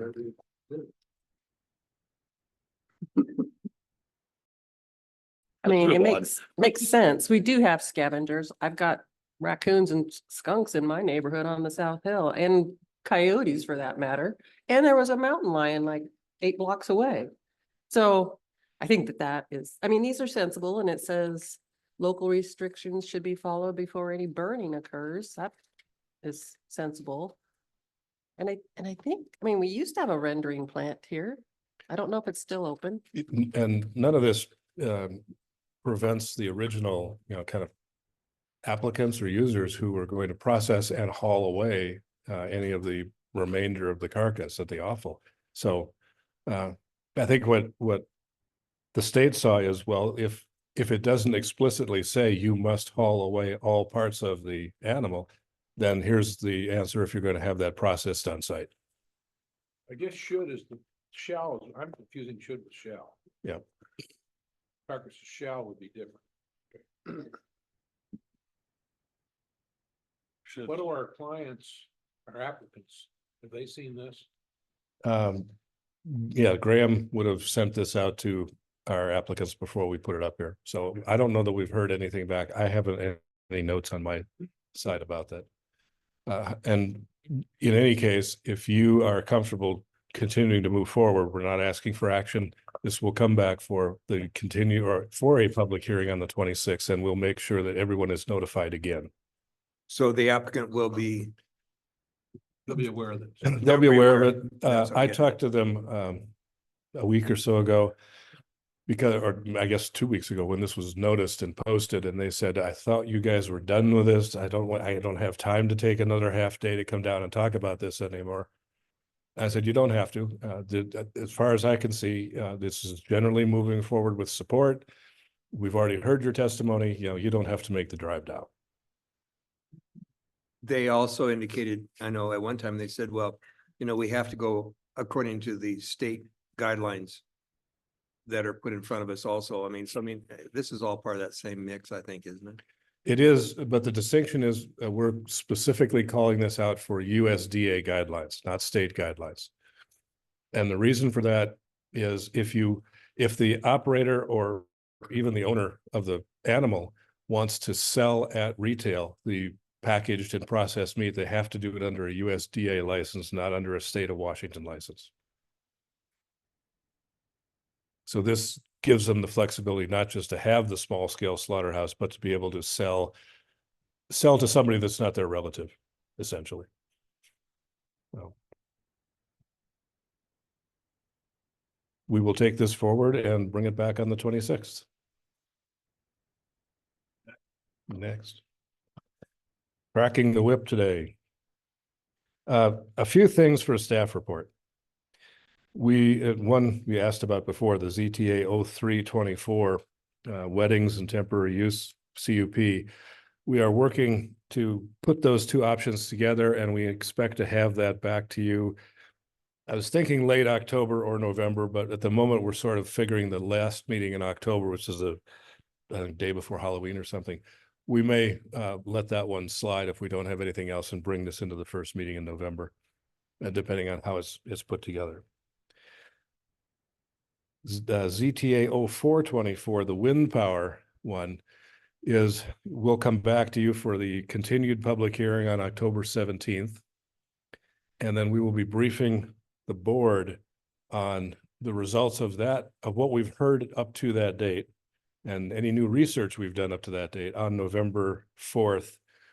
We'll be asking the board for direction on how they want to pursue a schedule. If they want to continue to accept comments and continue to look at research, we've looked at moving a public hearing before you out to January 16th, and then taking it through the board approval cycle after that, which would be roughly February 22nd or something like that.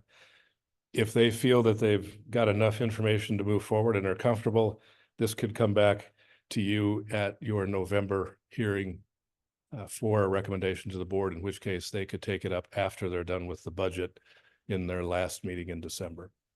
So we're going to let the board decide if they want to keep it on a slower track or put it on a faster track.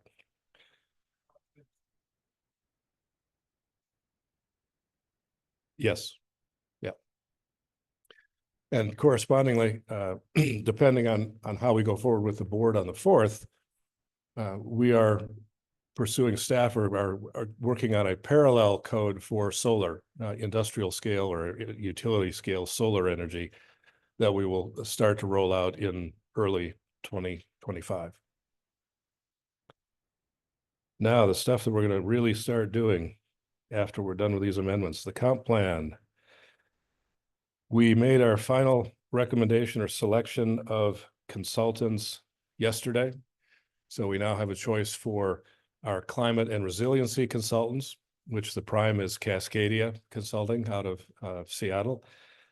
And their planning teammate is a company called Facet, which has a presence here in Spokane and also other offices. The Facet team also, as of yesterday, is going to be awarded the general planning concept, or what's called the PUG, the periodic update grant contract. And that will handle most of the traditional GMA elements. They have a team that involves Kimley Horn and makers, again, from the west side that has worked extensively in the city. I've worked with them. Very comfortable with our selections. That's going to give us enormous horsepower to move this forward with our staff. And so we will be working through our bureaucracy to make sure we get those contracts and budgets negotiated. They'll go to the board for approval.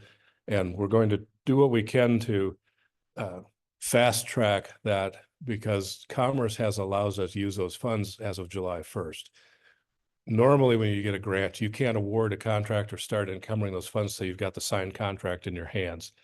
Commerce is telling us they may not have the contract for this grant back to us before the end of the year. And it just erases 6 months of useful time if we can't go ahead and start spending the money, which Commerce has allowed but it typically isn't done that way by our budget and grants department. So we're trying to get a level of confidence that Commerce, by granting this as award letter, is showing us that they're committed to providing the funds.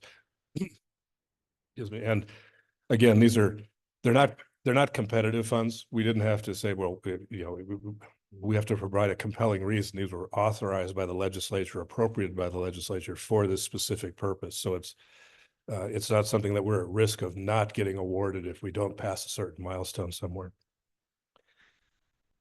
The technical advisory committees have been started, and they'll start meeting in October.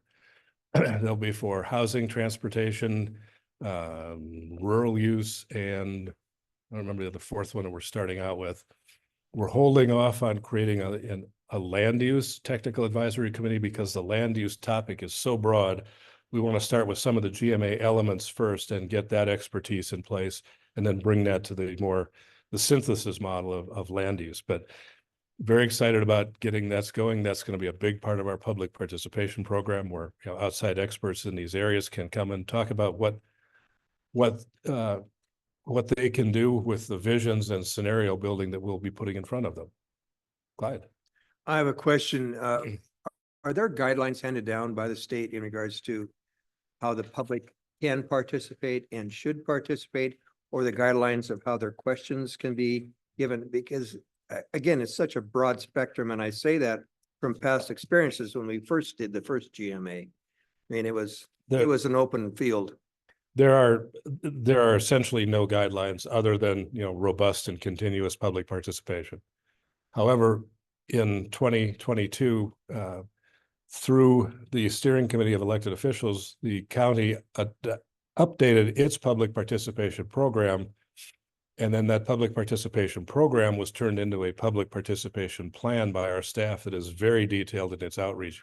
And I believe we've shared that with you, but we'll bring that back as a review because it talks about how we're going to talk to and find these groups in terms of going to meet them, not always having them meet us. It's identified groups that have traditionally not been involved in the planning process. On the city side, the neighborhood councils are always there. The community assembly is always there. And there's a fairly well-known set of groups that participate. We're trying to reach beyond that because we've got the entire county. And then we'll also be working with the cities themselves. So one of those goals with that participation program is specifically with the city of Spokane to try to better align the big.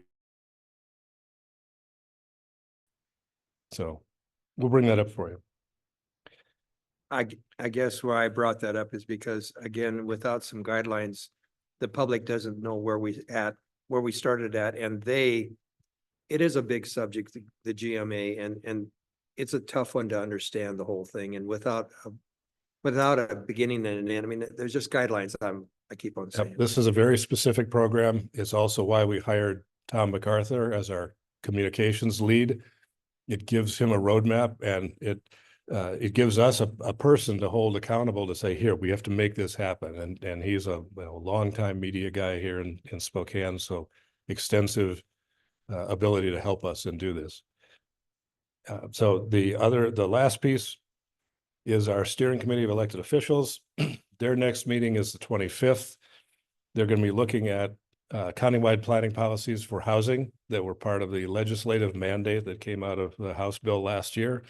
Those are ready for the steering committee's consideration. They will be also looking at that housing by income category allocation approach.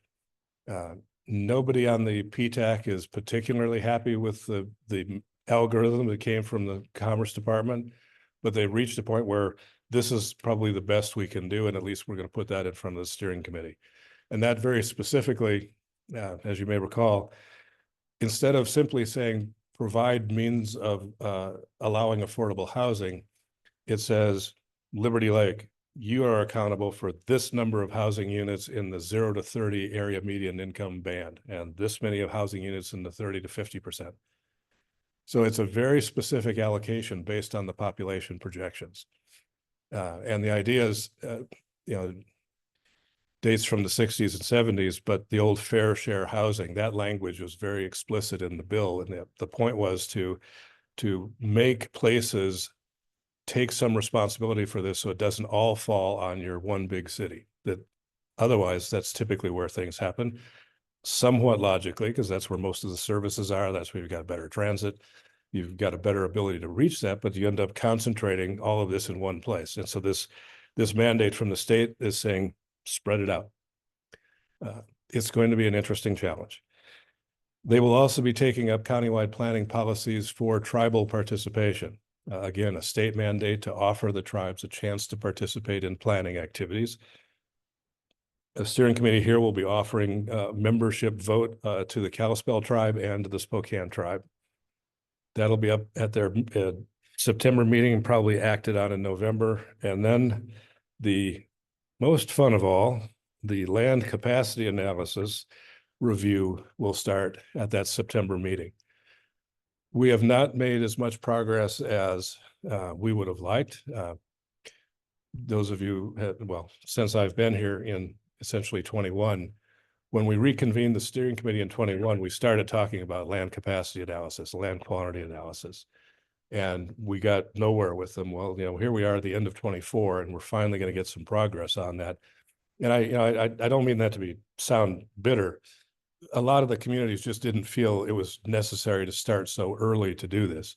And yet the challenge is each city has to project or has to account for their remaining available developable lands in their urban growth area.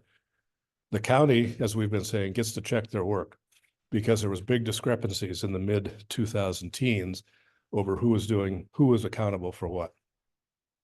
So it's and the reason the county checks their work is the county is ultimately held accountable under GMA to make these decisions.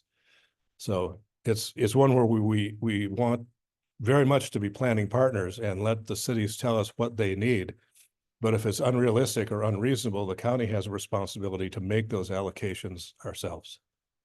And so that process will get started in earnest between September and November of this year.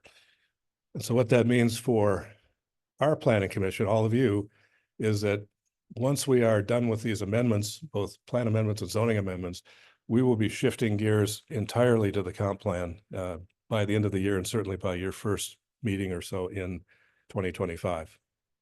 So it'll be a very different workload for the next 18 to 20 months.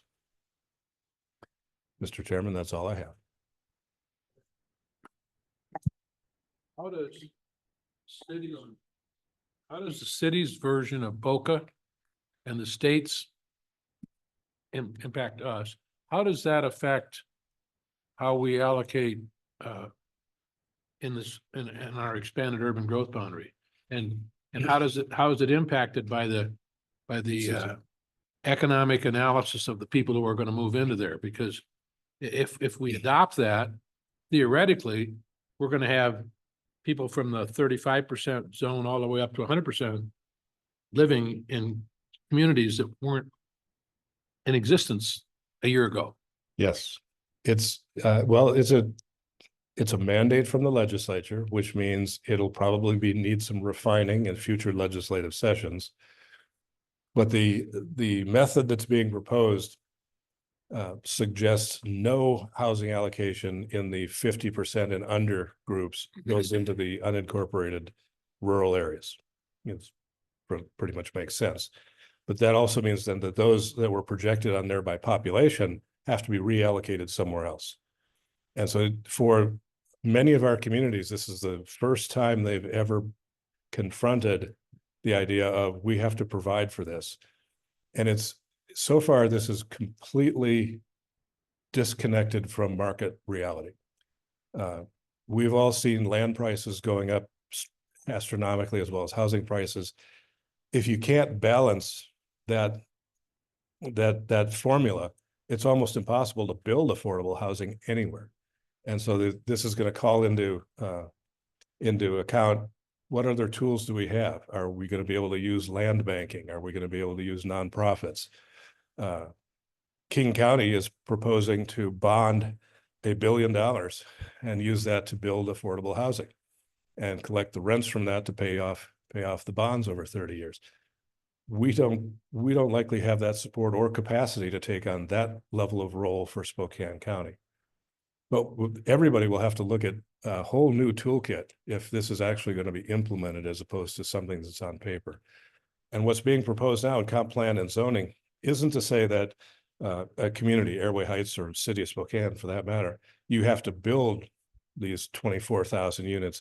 Is to say you must have development regulations that do not preclude the construction of them. You can't, in effect, redline them out by zoning. Boca and others have changed the equation because the UGAs were drawn with essentially the zoning we have now. It hasn't really changed in 20 years. And that's very traditional or Euclidean zoning, single family, detached, multifamily apartments, and so on. The city has increased their densities in their single family zone. The county did the same in LDR in 2020.